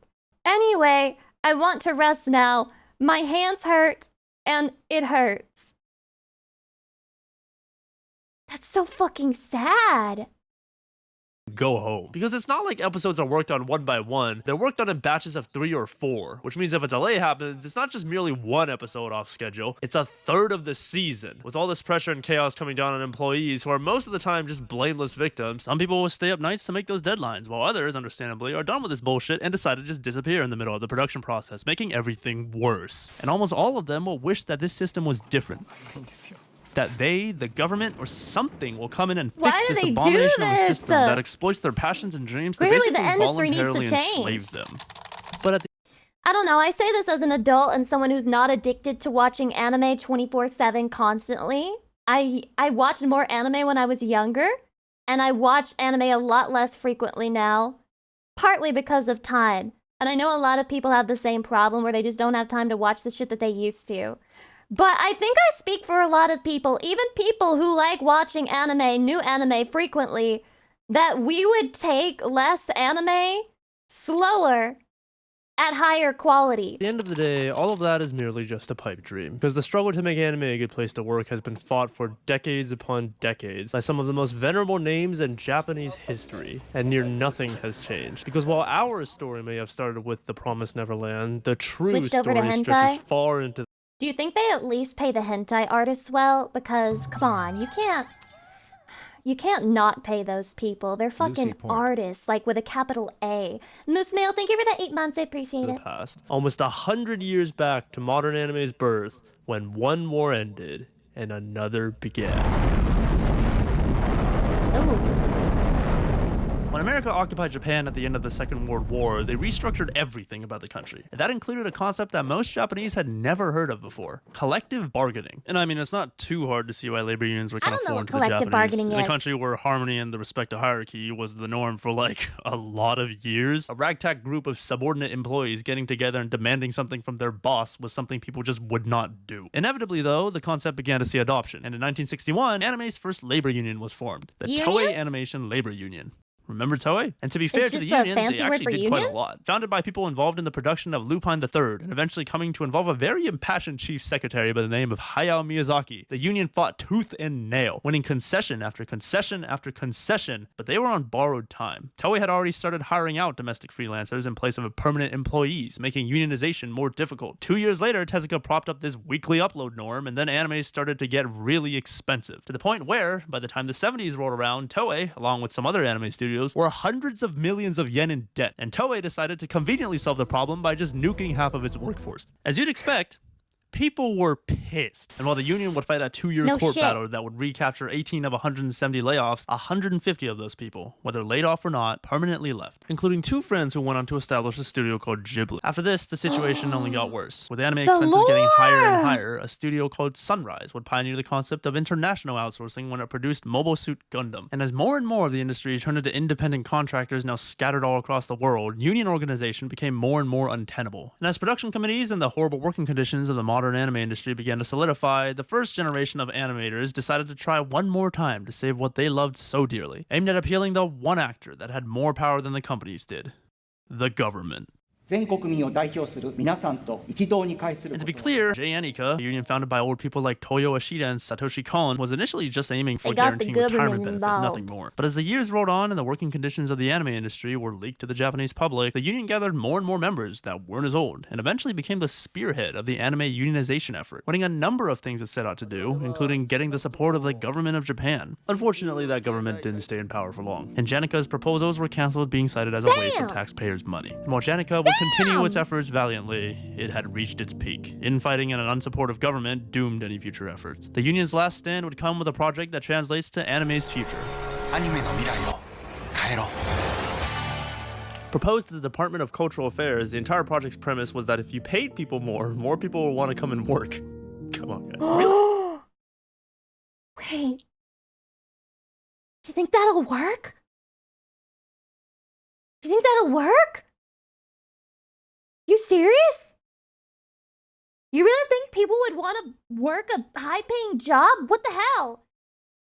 I don't know, that's kind of radical. But for one reason or another, Anime Mirai didn't prove to be successful enough to continue, and the entire program was given to the Japanese Animation Association, a group of 38 of the biggest animation companies in Japan, who coincidentally decided to switch the premise of the program. The anime industry now reaching 90 years old, and Janika's original founder now dead, most of the old guard took their leave.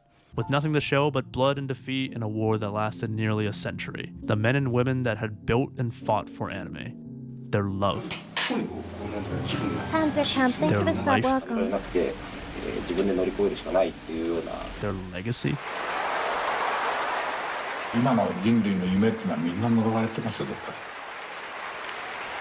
He's so sad. Why is he so depressed? Well, now I guess we know why. The Toei scandal. あのね、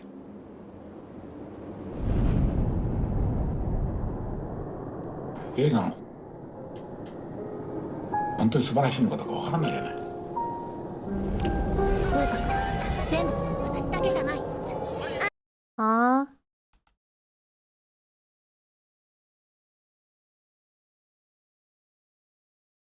What the fuck? Is that really what this says? I've never seen a sentence quite like this before. I have recognized all of these words, but not in that order.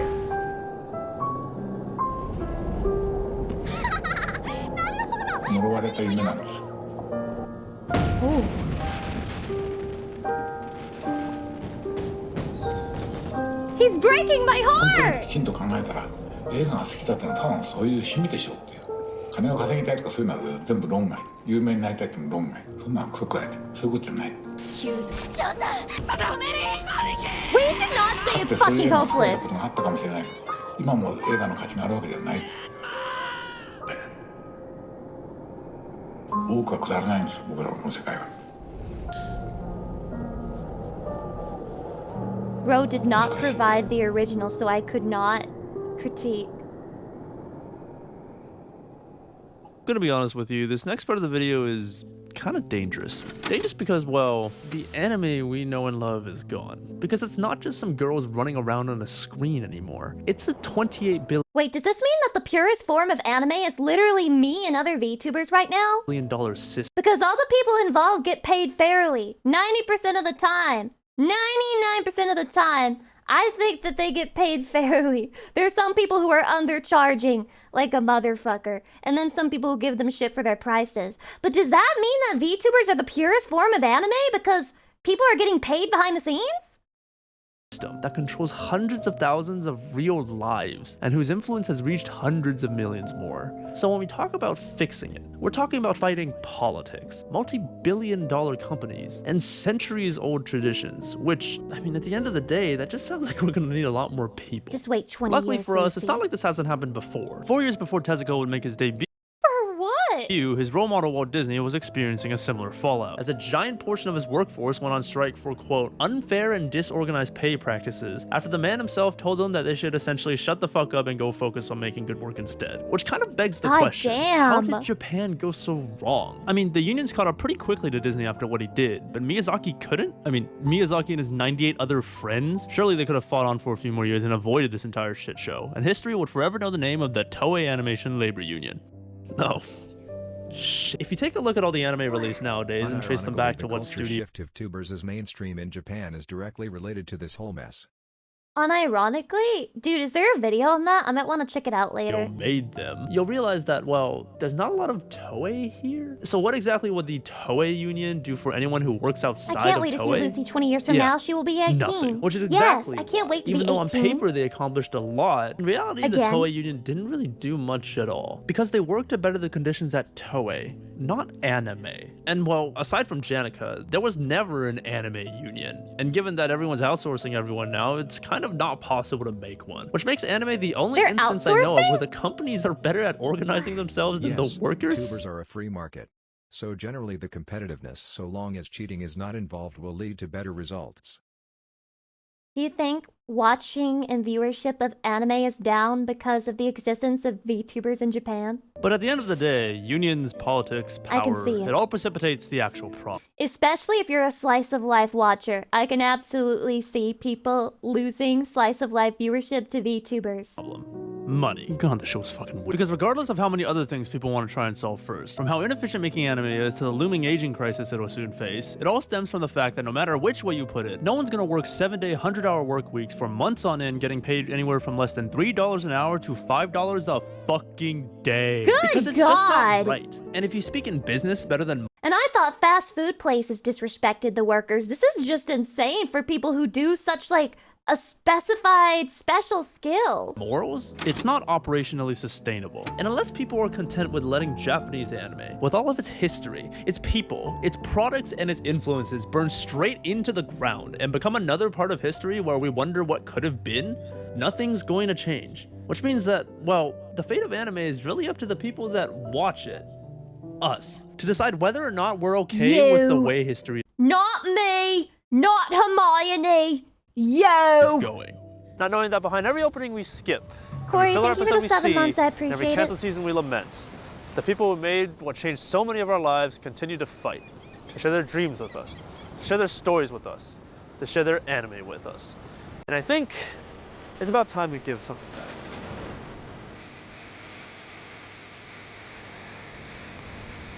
I want to go home. I want to sleep and eat properly. I want one day off. Just one. My hands hurt. I need a break, please. That's cold. What the fuck, It's man? it's so fucked up. There's so many problems with anime that I honestly just feel deep that's what went and died. 現場貧乏なのかっていうのが They も are うね今日聞いたら disillusioned. これ一回でバッチリわかるっていう They call that genmetsu in Japanese. Honestly, my sole problem with watching properly anime is Crunchyroll. I'm sure Crunchyroll's part of the problem. I'm sure Crunchyroll is part of the problem. Crunchyroll is a very shady, very shifty company, and they also pay their translators like shit. And that's part of why you get bad translations. Because they're paying them like fucking cents. Any streaming company is? I agree. I think 90% of streaming companies are pure shit, pure ass, pure garbage. I have nothing nice to say. It is true. I can't think of a single streaming company where I'm like, wow, yeah, they're really doing the right thing. They're just so inspiring the way that they fucking charge me money constantly so that I can watch 3 shows, and then I have to go pay another company constantly so I can watch 3 more shows, and then I gotta go pay another company so I can watch 3 more fucking shows after that. Yeah. You know? Is there a good fucking streaming company? I'm serious. I hate the system, but at least we have Lucy. Chatty, no one was harmed in making of this stream except me personally. Except me and my own sanity personally. Which I think is something we can all live with, right? I'm gonna raid Noonie. I don't think that I have raided her in a while. She's making some cute art, it seems. I see titties. I'm happy. I'll be glad, regardless, as long as there's tits on my screen, honestly, at this point. But Chatty! Thank you for hanging out with me this week. I'm gonna let you know right now. I may not stream until late next week. I'm going through a bit of a mental conundrum. Not only that, but I'm preparing for other things that I will be doing next week. I can guarantee you I will be streaming Friday and Saturday, but I may not stream until then, if that makes sense. I just wanted to let you guys know ahead of time so you're not shocked or surprised. It's like, I guess, a mini break before I do a big burst of streaming once again. Thanks for the fun stream. Did you guys have fun? Did you have a good time? I liked watching lots of stuff with you and being autistic and learning about things that like nobody except us cares about. It makes me happy whenever we can do stuff like that together. Also remember to submit more shit to my Reddit so that I have more shit to watch, okay? Sometimes when I pick my own videos, I get afraid that maybe they're bad. But then, if I choose the videos on Reddit, at least I know there was one chatty out there who liked it, which makes it all okay in the end. And then no one can complain, and I can blame you, and it's not my fault anymore. Sayonara, thank you, welcome, also. Chatty love, I will see you all again later next week. Much love to you. Please take care of yourself and have a good weekend. Mwah, mwah. Bye bye. Bye bye, chatty.